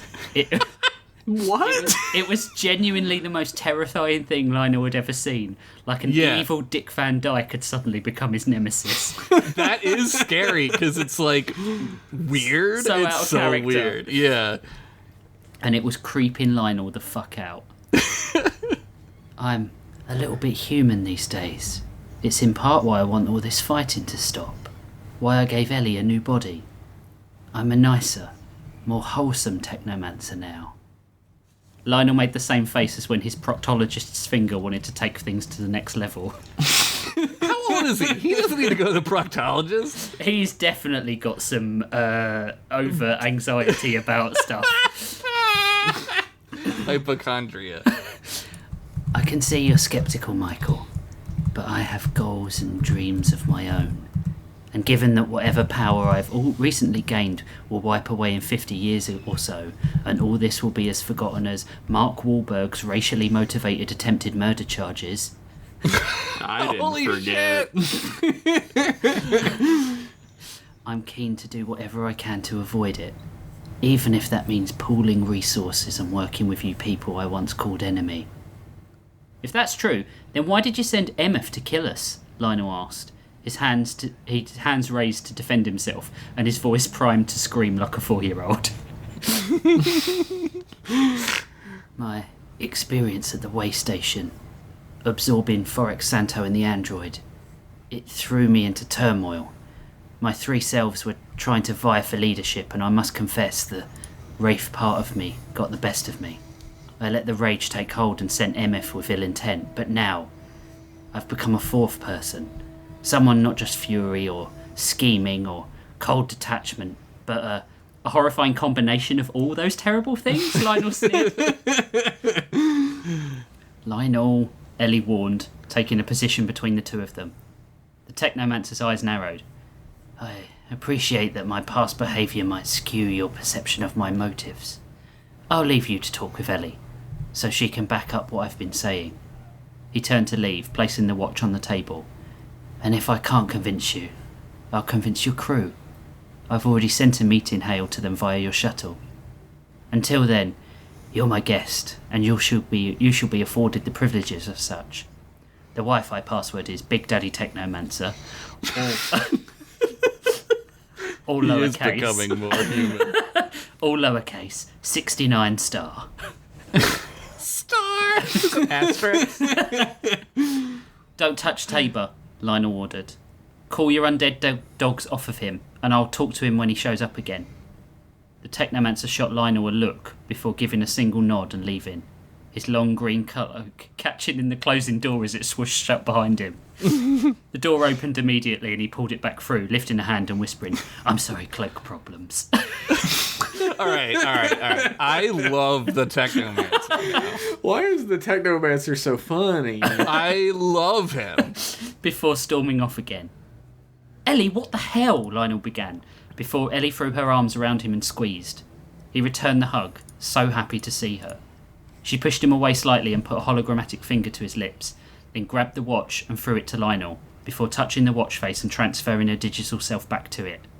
Lionel fixed the watch to his wrist, and Ellie immediately covered him in white-scaled armour. "Can you hear me, Lionel?" she said. "I've soundproofed myself so that snooping undead ears can't hear us." Lionel paced back and forth, gesticulating wildly. "Why the hell do you want to stay here, Ellie? It's an act. Davy Woodburn in 2nd grade was more convincing when he said that if you ate hot dogs lengthways, you were gay."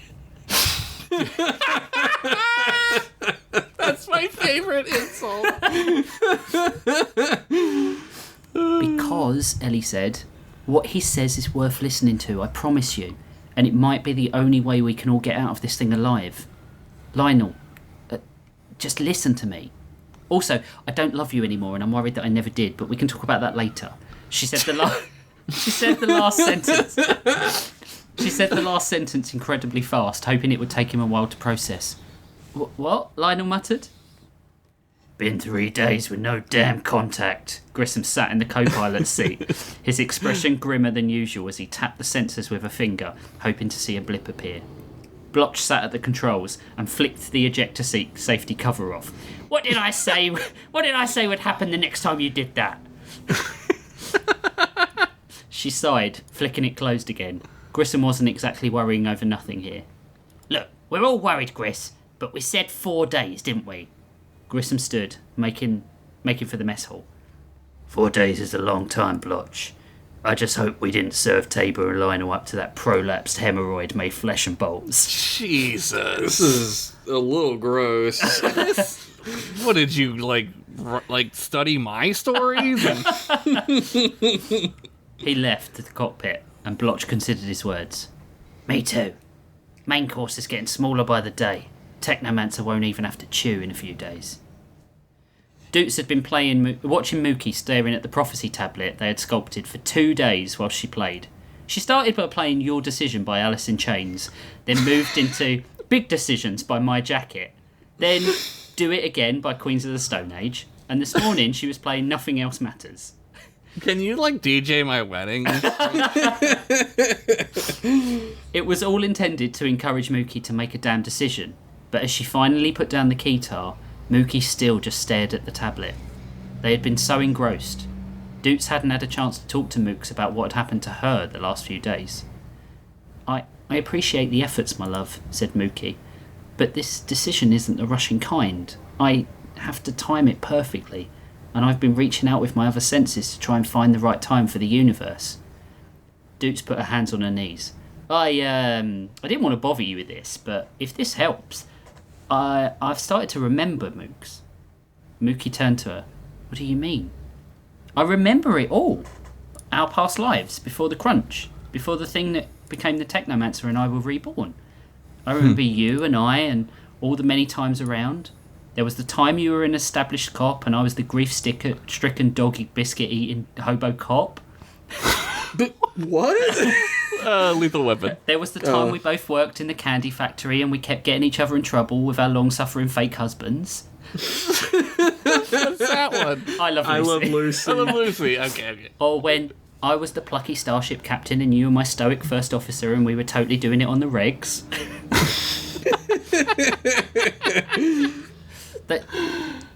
Dude smiled at the thought of it. Oh, sorry, I missed a line there. On some universes, they even made sitcoms about us. Dude smiled at the thought of it. What's a sitcom? Mookie looked puzzled. About 2 seasons of wit and then 5 to 7 seasons about staying you're welcome. Doots laughed. Damn. Too true. Then realised she was confusing Mookie. We were happy, and we didn't chase the Technomancer, we just focused on the time we had left. Mookie shuffled in their seat. Maybe we just ride this one out too. Doots was aghast. If we do that, we lose everyone. We'll find everyone again on the next spin. You said we always do. It's not the same, Mooks. Doots smiled, a bittersweet note to it. Mookie frowned. You're billions of years old, Doots. You're too old to just dismiss happiness. And you're not young enough to dodge your responsibilities. In all the lifetimes I remember, we've never come this close to winning. If you want a chance, Mooks, sometimes you just have to trust to fate. Mookie gave Doots a glare, then grabbed up the tablet and laid a foreleg on it. Instantly, the tablet flashed with a bright flash. Oh, well, that's good writing, Rich. Well done. With a bright light. He did read my stories. And Mookie's black eyes rolled back. They fell back from their chair and fell in a fetal position. Just as Doots was about to reach for them, a hard shell began to form around Mookie, enveloping their body in a carapace of dark bottle green. Mookie! Doots panicked, rubbing her hands over the shell and trying to find a way through. Oh God, Mookie, please! Wake up, please! The door whooshed open and Grissom came in, sneering as he saw Doots kneeling over the cocoon. I've not walked into some weird sex game, have I?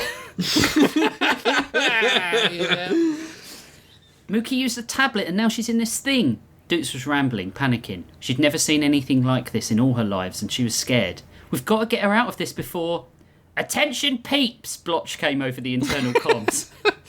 We're receiving an invite hail from Tabor and Lionel's shuttle. It says, dinner invite, BYOB, PS, don't be one of those people that bring weird stuff you wouldn't drink yourselves. We don't want no gooseberry schnapps or any other weird shit. Who the fuck fuck is ringing that? That sounds too specific to be a thing. Yeah, That sounds incredibly British as well. Yeah. Gooseberry? What the fuck is a gooseberry? It's like... Yeah, I don't know. I don't think I've ever had a gooseberry. Anyway. Also, schnapps? No, yeah, no don't bring schnapps. snaps to a party. It's just bad. Mookie woke in a white room, lying on the floor. As they used their forelegs to rub their eyes, they heard a creaking of leather and looked up to find someone sitting in a gaming chair and going to town on an old grey square controller. In front of them, a scene played out on a monitor of a purple-clad ninja fighting a purple floating cloud with a star on its chest. As the floating star cloud shot a fireball at the ninja, it curled over and died, and the gamer threw the grey controller at the television and slumped back in the chair. Fuck, shit, fuck, the person said. I am never going to finish Ninja Gaiden 2, even if I am here for another 1,000 eons. I agree. It's this gunk. Mookie coughed. Excuse me? If you're wanting a goal, you can think again. Get your own pocket of limbo space if you want to play Nintendo. The thing said. In fact, come here, little one, and let me look at you. Mookie rounded the chair to find a large Mothman staring back at her. How? She started. Well. Stoker found himself another Mothman. Interesting. Stoker winked both black eyes and hopped off the chair, crouching down to her. He was an Atlas moth, at least as big as Grissom. I haven't been watching reality for a few billion years now, but no one has ever gotten to this space before. Are you a Nintendo thief? You gotta ask. Or are you trying to see how you're going to cheat death, little one? Mookie nodded. I used a prophecy tablet and woke up. Here? This gaping moor in reality is my home. My dudes sent me here long ago to preserve me when the universe reset. I figured out the math for how long once, but I forget. On the edges of the white room he gestured to, Mookie could see tally marks stretching back into the infinite horizon. Yeah, it was a while. A curse, really. It's driven me a bit insane. I kinda hate her for it. Mookie gasped. Are these years, or... cycles? Sets of 5 billion years? Wow. Every Jesus. time I feel the universe reset, I draw a tally on the wall. You want lunch, or you want to see what you're here for first? Stoker cheerily walked to a fridge that seemed to appear out of nowhere and pulled out a half-eaten can of baked beans with a fork sticking out and raised his eyebrows to Mookie. No thanks, I'm fine. Mookie looked at some of the stuff he had in the fridge. A half-eaten Hawaiian pizza, biscuits and gravy, and some rosé wine. He clearly was insane. Clearly. Come then, little bug. Let me show you why you cannot win. The Swift River touched down on the deck of the vessel and the crew disembarked down the ramp, beset on both sides by the Technomancer's dead robots, who stared at them with intense hatred and hunger. It's like going back to my family for the holidays, Blotch whispered, sneering at the hatred being directed their way. These people want to kill us for simply existing, destroying our joy, crushing our spirits, Hijoki tried to give some perspective. Yeah, so a typical family gathering, right? Blotch said. You obviously haven't been to one for a while. Hijoki hung his head, his sock frame making him look like a sad flaccid cotton penis. Sad. She didn't know, Tamiya said, lifting his chin back up. And you got new family now, Pops. Heath turned to Ludwig as he waddled down the ramp with Doots. The Krakenite was looking pretty uncomfortable, and Doots stood next to him, looking back at the ship.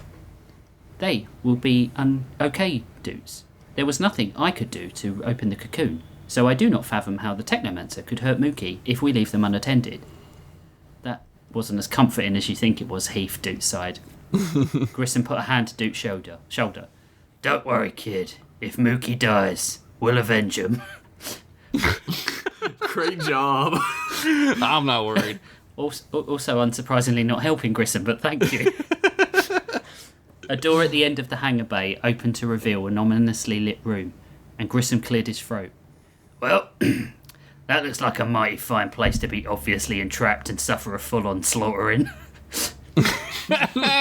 You bring our housewarming present, Ludwig? Don't worry, Grissom. It's a fine vintage. Ludwig patted his waistcoat and gave Grissom 4 tentacles up. Tamia didn't wait for them and strode forward past the undead, clutching her katana. I don't know about you guys, but I'm starving. The rest of the crew rushed to join her, and as they crossed the threshold, they saw Lionel and a blue hologram sitting uncomfortably alongside the Technomancer, who was at the head of the table pouring wine. He stood in a badly fitted green suit and tie, clearly over his usual attire. His chrome skull and hood popping out of the top. Grissom was of the opinion that since most people who wore suits were evil fucks trying to suck the life out of the universe, at least this sack of shit was being upfront about it with his hideous skull face. I just picture like the $1 Million Man from WWF, just the fucking studded diamonds on his belt. As the Technomancer saw them at the door, he smiled a creepy grin and beckoned them to their seats. Come in. I've never hosted a party like this, and I want you to all be as comfortable as possible. So, naturally, you'll be slitting your own throat for us then, Doots said glibly, remembering Hallie's face as she threw herself out of the ship to save them all. That's funny, Doots. I understand your mistrust here. Believe me, I do. The Technomancer suddenly saw a smudge on a fork by Lionel and gave a loud sigh before grabbing a napkin and wiping it furiously. Man. He's totally different. What the hell? Man, thought Tamia. He's crazier than anyone could have dreamed. Grissom ignored the robotic devil and lowered his head to catch Lionel's eye. You okay, brother? Is Tabor okay? Where's Ellie? Lionel lifted his gaze and gestured to Ellie. This is Ellie. Look at her, she's like a 13-year-old Gamer Bros wet dream now. Ellie waved. We're fine, Grissom, but we haven't seen Tabor. He's hiding on the ship somewhere. He'll show up. He probably just distrusts me as much as the rest of you do, the Technomancer said. Please, sit. He gestured with a taloned finger at the chairs around the table. Everyone reluctantly took a chair except Grissom, who stood at the door, his hands on the pistols at his waist. Before you go into your spiel about being besties forever and picking out new places to meet for brunch, Grissom shuddered. The idea of brunch like day-old cold jizz in his mouth. Oh my god! Why doesn't he just swallow it? Why is he carrying it around that long? Shitter, get off the pot, Grissom.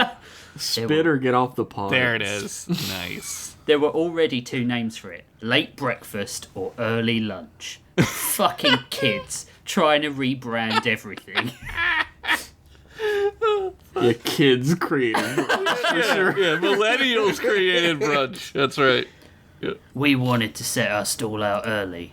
Ludwig reached into his waistcoat and pulled a small metal device from one of his endless pockets. It's a small tactical nuclear grenade. Good for urban cleansing, war prevention, and smoking technomancers who get handsier than an uncle at Thanksgiving. Damn! Urban cleansing, eh? Uncles are having a bad episode this episode. The Technomancer slammed the wine bottle down on the table with such force that it shattered, before catching himself. I'm sorry, I seem to have dropped our delicious wine. There's no need for idle threats. We're just talking about our shared future. If I wanted, I could have killed you all before you even pulled that trigger. Blotch chuckled. That's why the trigger's linked to 3 of our hearts. If any one of those 3 die, this place is absorbed in the type of hellfire you'd be right at home in. Yeah. It was my design. Heath tilted his head, smug at one-upping the Technomancer. What I'm proposing is a pact, the Technomancer said. Those of us that are non-psychotic despot variety tend to call those deals or arrangements, Blotch glared. Doesn't exactly inspire us with confidence when you start bandying around terms like pacts. The technomancer sat, then steepled his fingers in front of cold, dead eyes. There has to be peace between us. Otherwise we all cease to exist. He spoke through gritted teeth, trying to fight against his very nature. Neither one of you nor I want to die. Not when we've all come this far. And now, after studying Ellie and my data and experiences with the Doots of various realities, I think I may have finally found a way to keep the universe living. Why don't you just cut all the homes and gardens crap and tell us what you want, Lionel said. Half. The technomancer couldn't help but smile, looking straight at Doots as he did. If you want to propagate your hope and love and care throughout the multiverse, then so be it. But I want the other half of the multiverse, to sow discord and chaos and despair. My raison d'etre. We draw a line across the multiverse. You leave me to my half. I leave you to yours. A balance. The assembled crew were horrified. To abandon half of existence to him seemed so callous, so cruel. And if we refuse, Doots asked, already knowing the answer, we keep fighting. I keep killing you. The pressure between the opposing forces grows, and the universe is forfeit.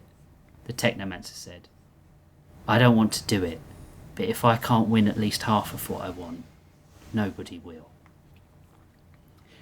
Here it be, Moffling. The very reason why the answers you seek are not here. Stoker and Mookie stopped at the edge of a white cliff, overlooking a white abyss. He brandished a fork at her, which she went to take. But that's just a fork, Mookie said, confused. Stoker threw the fork down into the abyss and stared out at the emptiness. No, Mookie, Jiminy Cricket Man. Whoa! Whoa! Wake up, Wall, you piece of monumental shit. We have visitor. I'm sorry, Mookie. It sometimes take a while to warm up.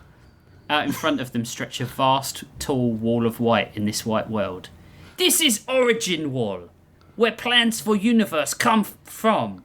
If I say to Wall, show me what makes me happy, the wall flashed a million fractured images of Stoker's Doots.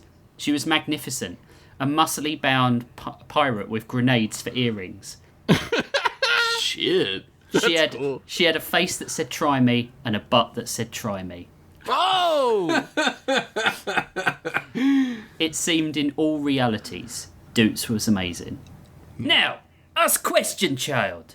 Stoker gestured as he tipped his can of beans to get the last morsels out, only serving to spill sauce all down his front. Wall, could you please show me how? Stoker patted Mookie on the shoulder. No, you do not say, please, pretty Princess Wall, may I have with Polly, please? It is strong, Wall! Wall, brick bastard! You show Mookie how to defeat sorrow and save Doots and stop cycle of death and rebirth and blah blah hero shit. I love this guy. This is my favorite new character. The wall showed a million images, from a trillion worlds and realities in quick succession, before showing a symbol of scales, and then going black. You see, when Wall is asked impossible, it become useless. Go way of Dodo. The ones that stayed on Earth, not the ones that left to found the new planet of Dodo. That's good that they have a planet. I'm glad it worked, though. Yeah. Stoker pulled a random piece of cheese from his pocket, blew the lint from it, and gobbled it up. What is this dude's deal? Wall, please explain what you mean by this scale imagery. The wall talked in a harmony of vibrations and crystalline sounds. The balance of sorrow and hope, positive and negative forces, matter and antimatter, are the unifying features of the constructs of the multiverse. Realities would revert to a zero value without said features acting in equal and opposite balance. The multiverse is currently experiencing an overbalance towards sorrow, and is accelerating your previously stated natural zero value. Mookie stepped forward. Wall, is there any way to kill our technomancer? The wall cycled through images, one after the other, until it produced another symbol of the scales. One cannot exist without the other. Realities cannot exist without either. I told you! There is no way! You are literally banging your head against wall. Stoker laughed. Mookie huffed. Wall, can we contain our technomancer, stop him somehow, and stop the reset? The wall showed the destruction of trillions of realities, seemingly alluding to the fact that the only way to stop this technomancer was the destruction and reset of everything. You see, Mookie! It is as I said! Stoker began. Quiet. Is there any way to ensure the continuation of our current timelines? This time, the wall didn't cycle through images, but showed a circle rotating, as if it were considering. Stoker suddenly stopped laughing, as if he was seeing something he'd never seen before in his eternity here. Mookie was just about ready to ask another question when the wall finally showed the same picture of scales. Yes. Stoker nearly bust a gut laughing. I thought you had something there, child. But same wall, same answer. There must always be balance. Good cannot win, bad cannot win. No hope, no solution. Mookie was crestfallen. All their efforts, the efforts of those they loved, had been for nothing. Even if they won the fight, the universe would reset at the mere absence of the Technomancer. For all Mookie's powers and abilities, all their work, all their sacrifices, the almighty balance was more important than the well-being of people, and there was no way for her to influence it. It was like organised religion, a stacked deck of shitty cards. I'm going home, Mookie sighed. If the end of the world is coming, I'd rather be with my loved ones. Can I come? Stoker said. Let him go. I'd rather die in battle with a tyrant than go back to Ninja Gaiden 2. Damn. Aboard the Swift Feather, the crew sat around the mess hall table. They'd been given an hour to consider the Technomancer's request, but silence had fallen over the crew for the last 10 minutes. Ellie, tired of the standstill, cleared her throat. Is it worth considering? Lionel was appalled. No! But then he was confused. I mean, no, right? We can't just let him destroy half the multiverse. There's the question of if we can even trust him, Ludwig sighed. Heath was at the porthole, watching the motionless armies of the dead on the landing platform. Oh, there is no question in my opinion. We cannot trust him. We can never trust him. He shared his plans with me. He truly believes this is the only way to survive. I think he's genuine, Ellie said. Blotch cackled. He'll find some way to screw us over the first chance he gets. Ellie, he's pure evil. He raises the dead to be his minions. This is as close to a deal with the devil as we can get outside of politics. Ludwig was drumming his tentacles on the table. If only Mookie could come back and tell us what she saw. But that is not an option for now. Hijoki shook his head. And we can't wait for them. Look, we're going to lose if we fight him, we know that. Doots polished her guitar as she talked, but was rubbing harder than a middle-aged mum at a Paul Rudd rom-com. Wow. Wow. Jesus Christ. That was a slow burn for me. That was like a grenade. And then we lose everything. Everyone does. This way, billions get to live. At the expense of billions. Grissom shrugged. But, it's like I always say, the needs of the half outweigh the needs of the other half. Yep. It's the needs of the many outweigh the needs of the few. That's Wrath of Khan. I made you watch it months ago, Lionel said, shaking his head. No, I'm pretty sure that was me. I think it was a family plotto. Grissom nodded. Oh, yeah. Oh, yeah, I'm convinced. It's motto, you prat. Oh, sorry, wrong voice. Oh, yeah, I'm convinced. It's motto, you prat, Tamia said. We've seen this guy in action. We can't beat him. We lose if we try. So the question is Is it time to cut our losses? None of us signed up to be heroes. We signed up to survive. Then maybe that's all we need to do. Mookie's voice came from the back of the ship, and they all turned excitedly to see a slender, feminine-looking moth they didn't know, flanked by a 6-foot-tall monster mothman. Grissom and Ludwig went for their guns, but Doots and Lionel held hands up to stop them. Mookie? They said at the same time. The connection between the three of them was strong. It's me, Mookie said in shock. Why are you looking at me like that? Heath transformed his arms into a large reflective surface and held it to Mookie.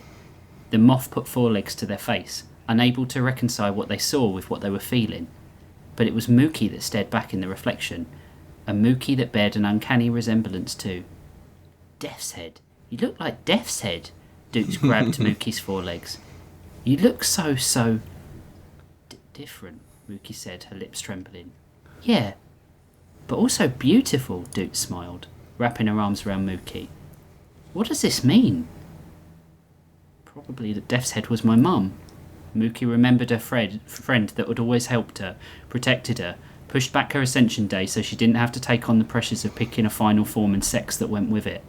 It turned out she still felt very much non-binary, and that was a relief. They felt... Well, that was a terrible sentence. They felt very much non-binary, and that was a relief. They gave a mental thanks to their mother, who had died at the hands of the Technomancer, and logged another reason to hate him. I hate to ruin this touching scene. You look great, by the way, kid. Grissom smiled. But why is there a giant, hulking monster with you? Stoker strode across the mess hall and grabbed Grissom's hand in his giant forelegs, shaking it emphatically. You must be Grissom. We were big friends in my reality until you died in tragic Segway accident. Hijoki, Blotch and Tamia burst into raucous laughter. Oh, I wouldn't be caught dead riding one of those. Grissom was incensed, ashamed. Are you sure you don't mean Lionel here? Doots ignored the clamour behind them, looking Mookie in the face. She was almost too scared to ask. We're kind of on the clock here, Mooks. What did you see in there? How do we beat him? We can't. There's no future in which we win. We just have to find a way to lose the least. If this deal is the way to do that, we might have to take it. To preserve the other half of all life. A black goo began dripping from the air conditioning vent, only to puddle neatly on the floor. It reformed quickly into a humanoid form that slithered over to the table. Tabor was tired, exhausted from 3 days of slithering in vents and avoiding detection, and he nearly collapsed, only for Tamia to catch him and prop him back up. Same. Tabor!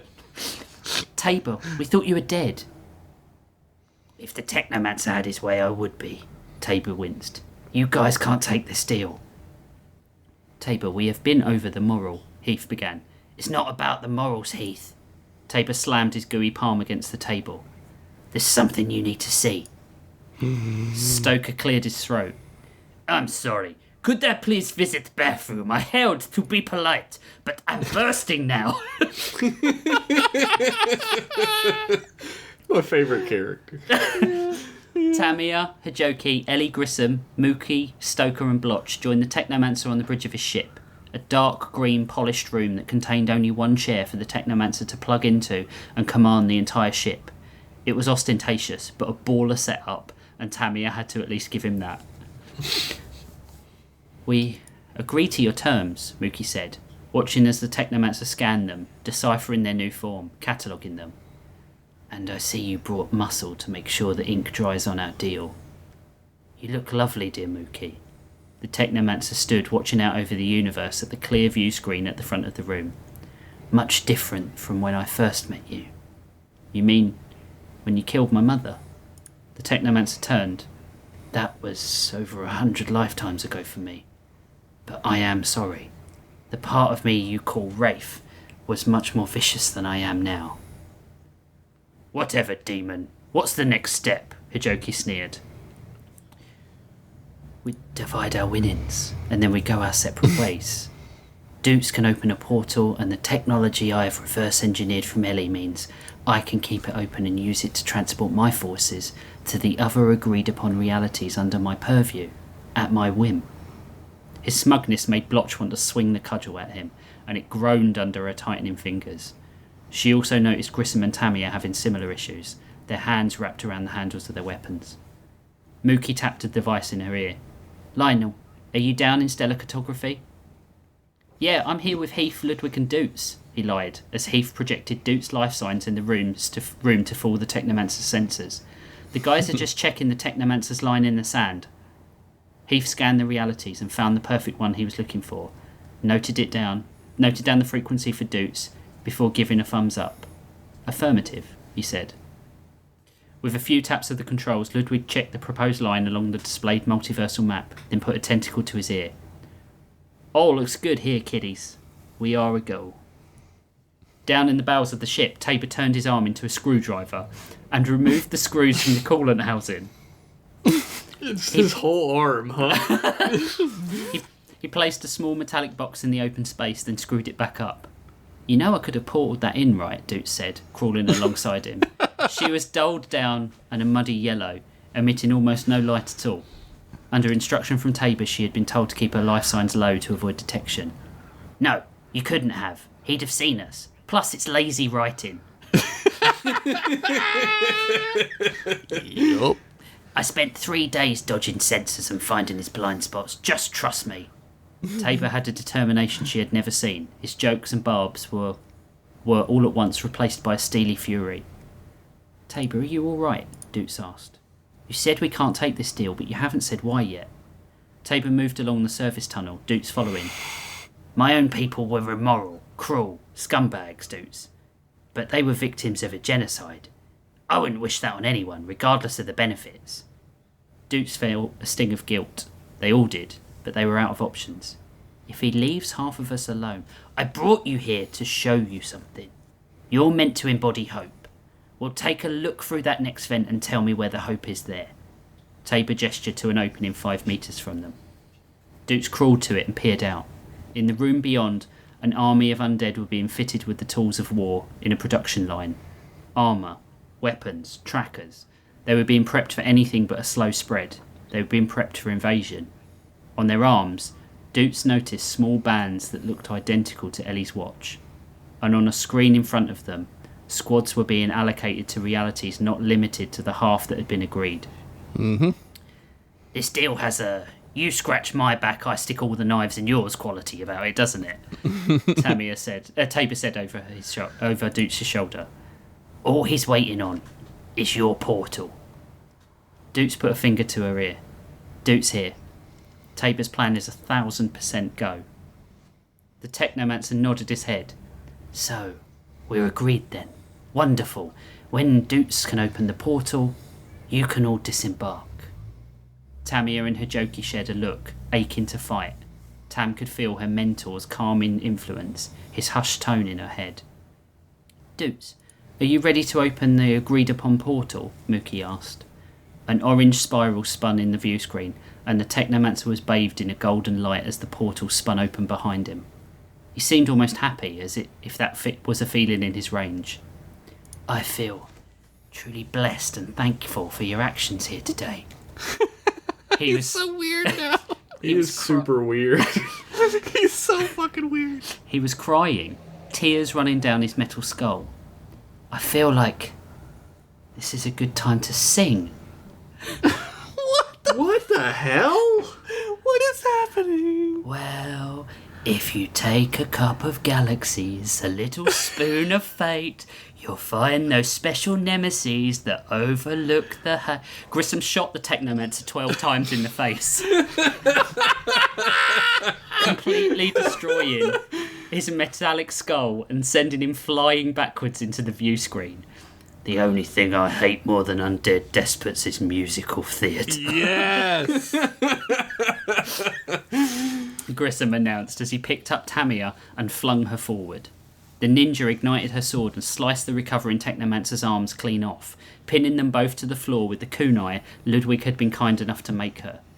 The Technomancer screamed in furious rage, thin black tendrils already growing from the places where his arms once were and pushing himself up. You traitors, he lisped through the broken metal as Stoker's giant frame flew into him. The Atlas Moth grabbed him by his legs and swung him towards Blotch, who hit him so hard with the cudgel that his metal body cracked. As he fell to the floor, Mookie peered into the wound, seeing the swirling agony of each evil technomancer this one had absorbed. It was horrifying to behold, and it was all she could do to pull herself away. Come, child, no one needs to look at that black despair. Stoker spat into the gaping abyss inside the technomancer. A portal opened behind them, and Lionel, Doots, Heath and the rest stood on the swift feather on the other side. Anyone call for a cab? Tabor announced as he turned himself into a sheet that swept them all into the portal. All except one. Ellie stood at the control chair, a hand on the controls. She tapped in, manipulating the many options until she found what she was looking for. Large manacles came from hidden panels in the walls and rushed at the technomancer, pinning him down. Manacles in your office? How creepy weirdo can you get? She sneered. Ellie, get your butt in here, Blotch screamed. Go. Someone has to stay and make sure this guy goes along for the ride, Ellie smiled sadly. In response, the technomancer turned to the approaching portal at the bow of the ship. The reality he was headed to was fire and misery, with no life forms to be found. Heath had done well to find it. It won't make a difference, you fools, he spat. We all know about your little portal-jumping weirdos, Ellie smiled. Ludwig pressed a button, and the mini nuke that Tabor had planted went off in the staging area of the vessel, rocking the entire ship in a heaving toss. The resulting electromagnetic event caused all functions of the ship to cease. Now you're not going anywhere. Ellie was satisfied. This was worth everything to protect the people she loved. She was so happy that she didn't notice the technomancer's tendrils approaching her. Except where we send you. Ellie, you can't do this. Lionel reached after her, held back by Tabor. You'll be fine, Lionel. You don't need me to be brave and heroic. You never have. You're gonna be great. She blew him a kiss, just as the technomancer's coils of black wrapped around her foot. She screamed in pain and then started to shrink, to decompile. She was absorbed, much like Lionel had seen the other technomancers be absorbed in the past. The technomancer was instantly freed, but something was wrong. He vomited black bile all over the deck. His tendrils went limp, and he could barely move as he absorbed the last remnant of Ellie that stayed on his tentacle like a burned patch of white flesh. As the portal closed behind them, a bereft Lionel and Mookie looked at each other, unable to fathom what had just happened. The technomancer reached for the burn, wincing as he made contact, but there it was, a last tiny remnant of her power. He thought about one final act of vengeance they could not overlook. He would wait there, and they would come for him. They couldn't not. The portal flashed one more time, changing, before engulfing the ship's bridge. Yeah, we didn't think about how we were getting out, did we? Ludwig said as Mookie took a sobbing Lionel away. You bet your slimy ass we did, Blotch yelled. Doots! Hold on to your seats, peeps. I've never produced a portal big enough for a ship before. Doots played the intro to Jump by Van Halen over and over. Yes! That's perfect. Until her fingers bled with the strain. In the hangar bay, a portal grew under the swift feather until the ship felt as if it were in freefall, only to drop into space a kilometre away from the technomancer's ship. As they watched the ship cross the threshold, something was wrong. Visibly wrong. The portal wasn't taking him to the hellish dimension they had found for him. Instead, purple mountains could be seen through the window. As the portal blipped closed and the ship was gone, Blotch cursed under her breath, and Heath turned to her. What is wrong, Blotch? We have won. What's wrong is that I recognise that mountain range. Blotch looked to her friend. You see what I'm seeing, Tabor? Yeah. That fucker just sent himself to Ithia. The end. Oh my god, he got away! No! They were so close! So close. But there's several episodes left. Exactly. They were so close! So now they've got to make a decision of whether one reality is enough to sacrifice. Because he can't get out.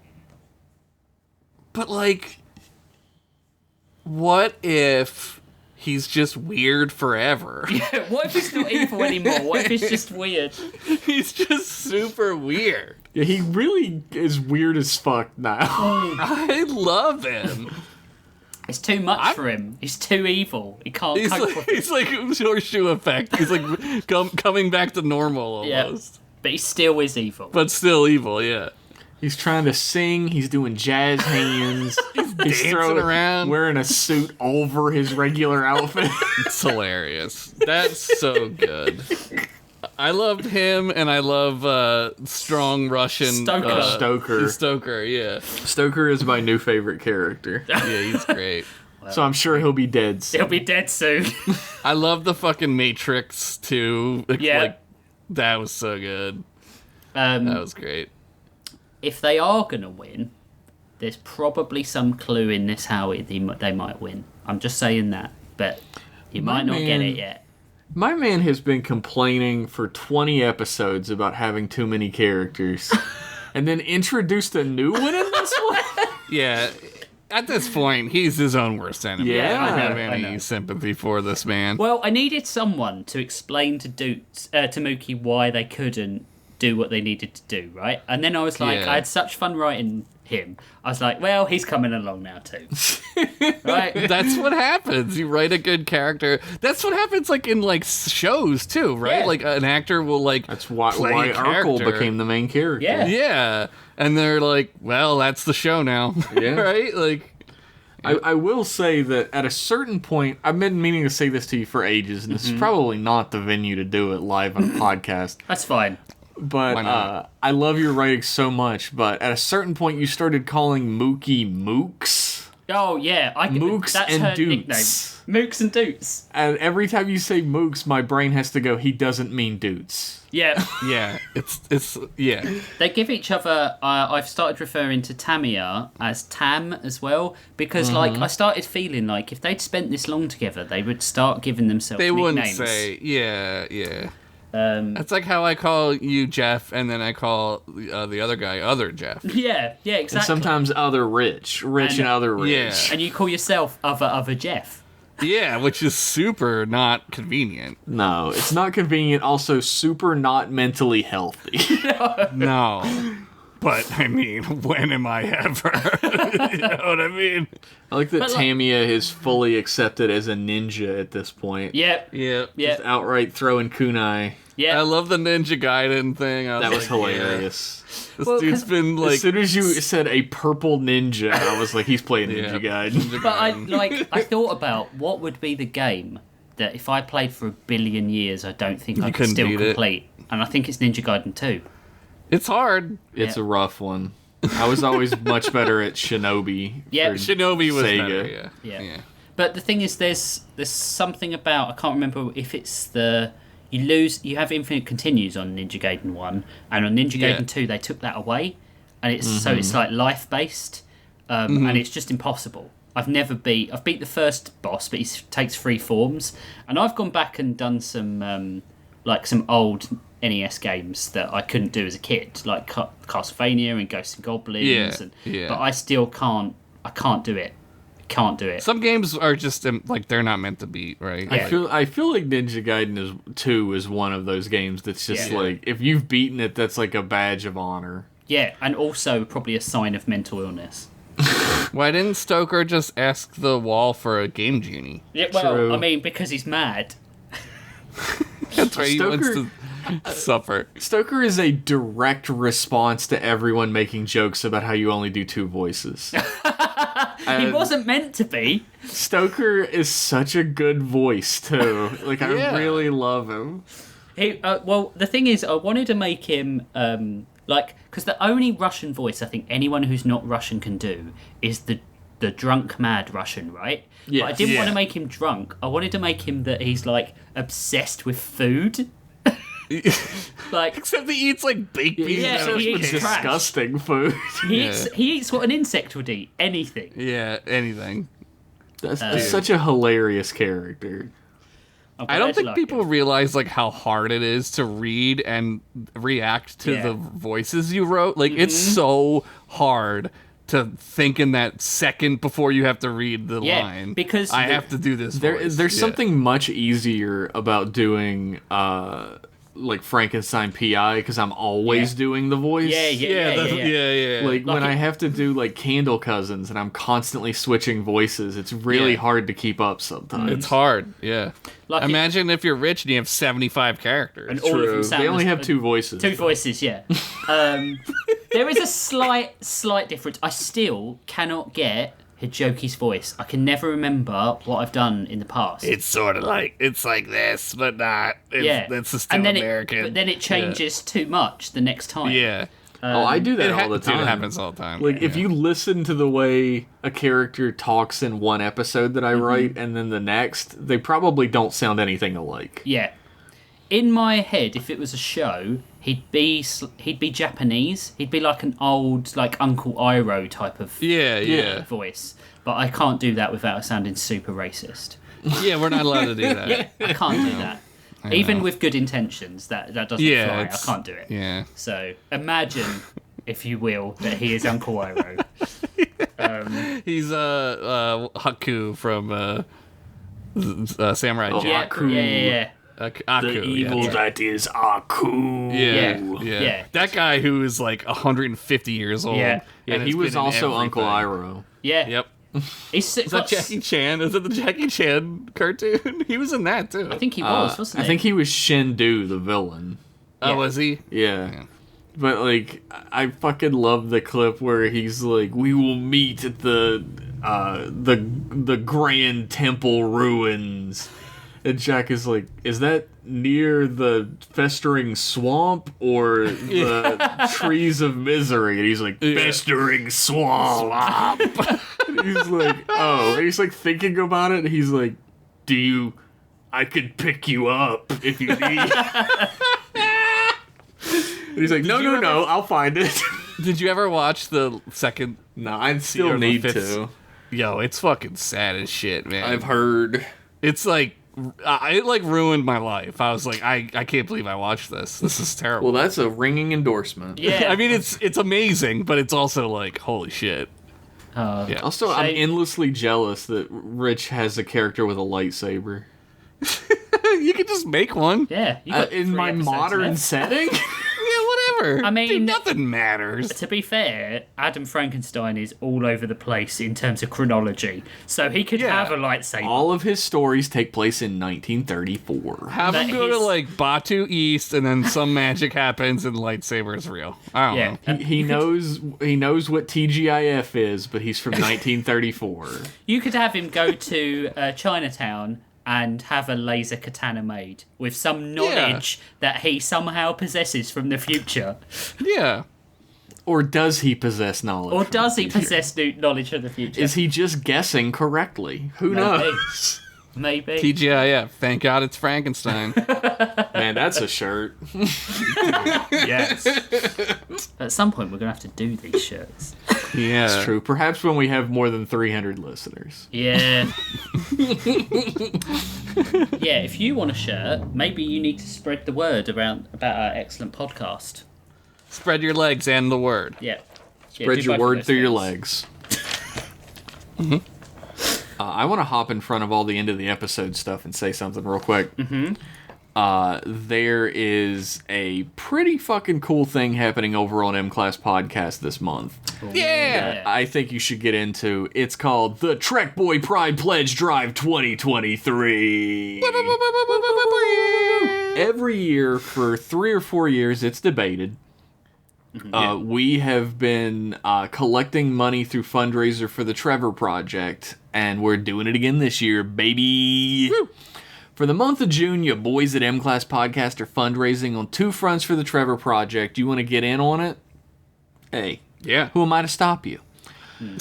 You should. You got 2 options in order to help us fundraise. You can head to patreon.com/mclasspodcast and become a patron or raise your pledge. Every dollar we make over what we had at the beginning of June will be donated directly to the Trevor Project at the end of the month. Last year we donated $1,258, I think, was the total. Yeah. Or you can bypass us completely. Don't trust us. We're grifters. I understand. We're grifters. You can donate directly to the Trevor Project through our fundraiser at give.thetrevorproject.org/mclasspodcast. If you don't know what the Trevor Project is, it's a suicide prevention and resource hotline for LGBTQIA plus teens and youth. And every dollar accrued goes directly to the increased safety and opportunity for life for at-risk kids, as well as the education and training of specialized counselors to run the hotline.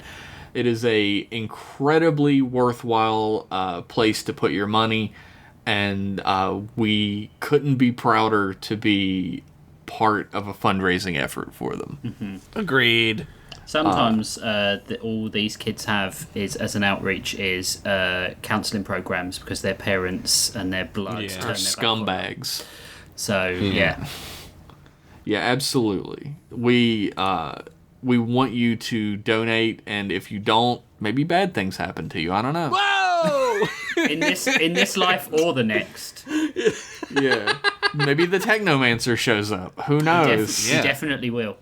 He's going to come for you. You've heard if it. you don't do it. Damn. So, go on. Yeah, that's the bottom line. If you support LGBTQIA plus folks and you want to do your part this Pride Month to make the world maybe a little bit better, because boy does it keep getting worse for them.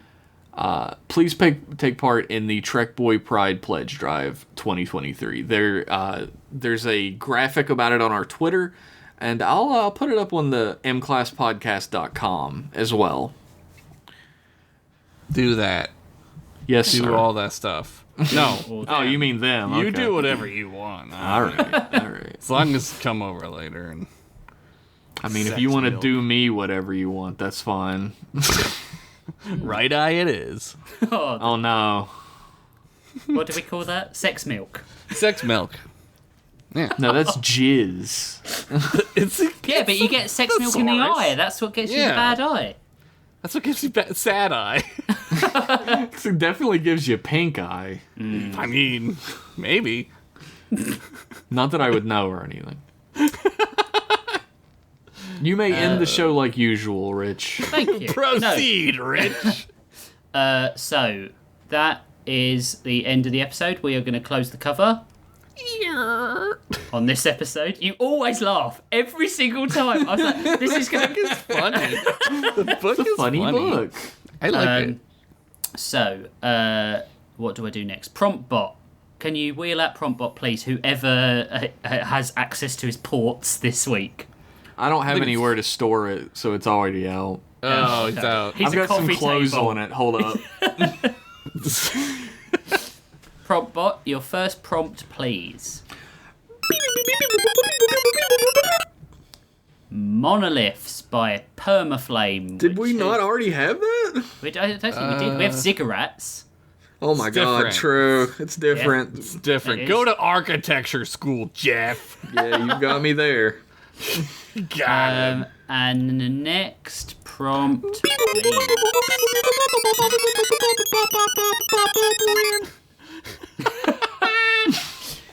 Ice by Surge Skunk. I'm sorry, I haven't had the time to invent you nicknames. I will do so in the future.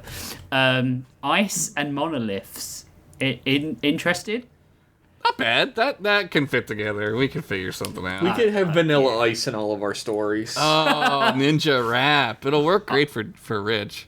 Ice could mean diamonds too. Oh, True. It could also mean And- no. Blow is snow. Never mind. And a monolith could mean dicks. Monoliths could also mean just political structures, like where there is Oh my a God. single leader at the top. This is I think with all my too cult smart. shit, it'll be real easy to put a monolith in. Yeah. Yeah, I think I'm just gonna go with regular ice and regular monoliths. I'll figure out what I'm doing because I'm gonna have to think- shoehorn those in. Yeah. I'm not going to be doing a Frankenstein story, but it would be so easy to have a character be like, I'm going to ice you. Yeah. Or have him just like because he goes up to the Arctic, right? Yeah. True. Have him I can just remember mention his background. backstory. Yeah. And he's so- got that monolithic forehead Yeah. Wow. It's true. and fucking neck bolts. Perhaps the ice that he is found in is like a monolith of ice. Yeah. See, I'm go. not writing a Frankenstein story. Well, then you're not getting our help. I just did. Never one. mind. So that's the episode. So we hope you enjoyed it. As always, big thanks to our patrons. If you want to suggest prompts, if you want to add some meaning to your life, if you want to be our best listeners ever,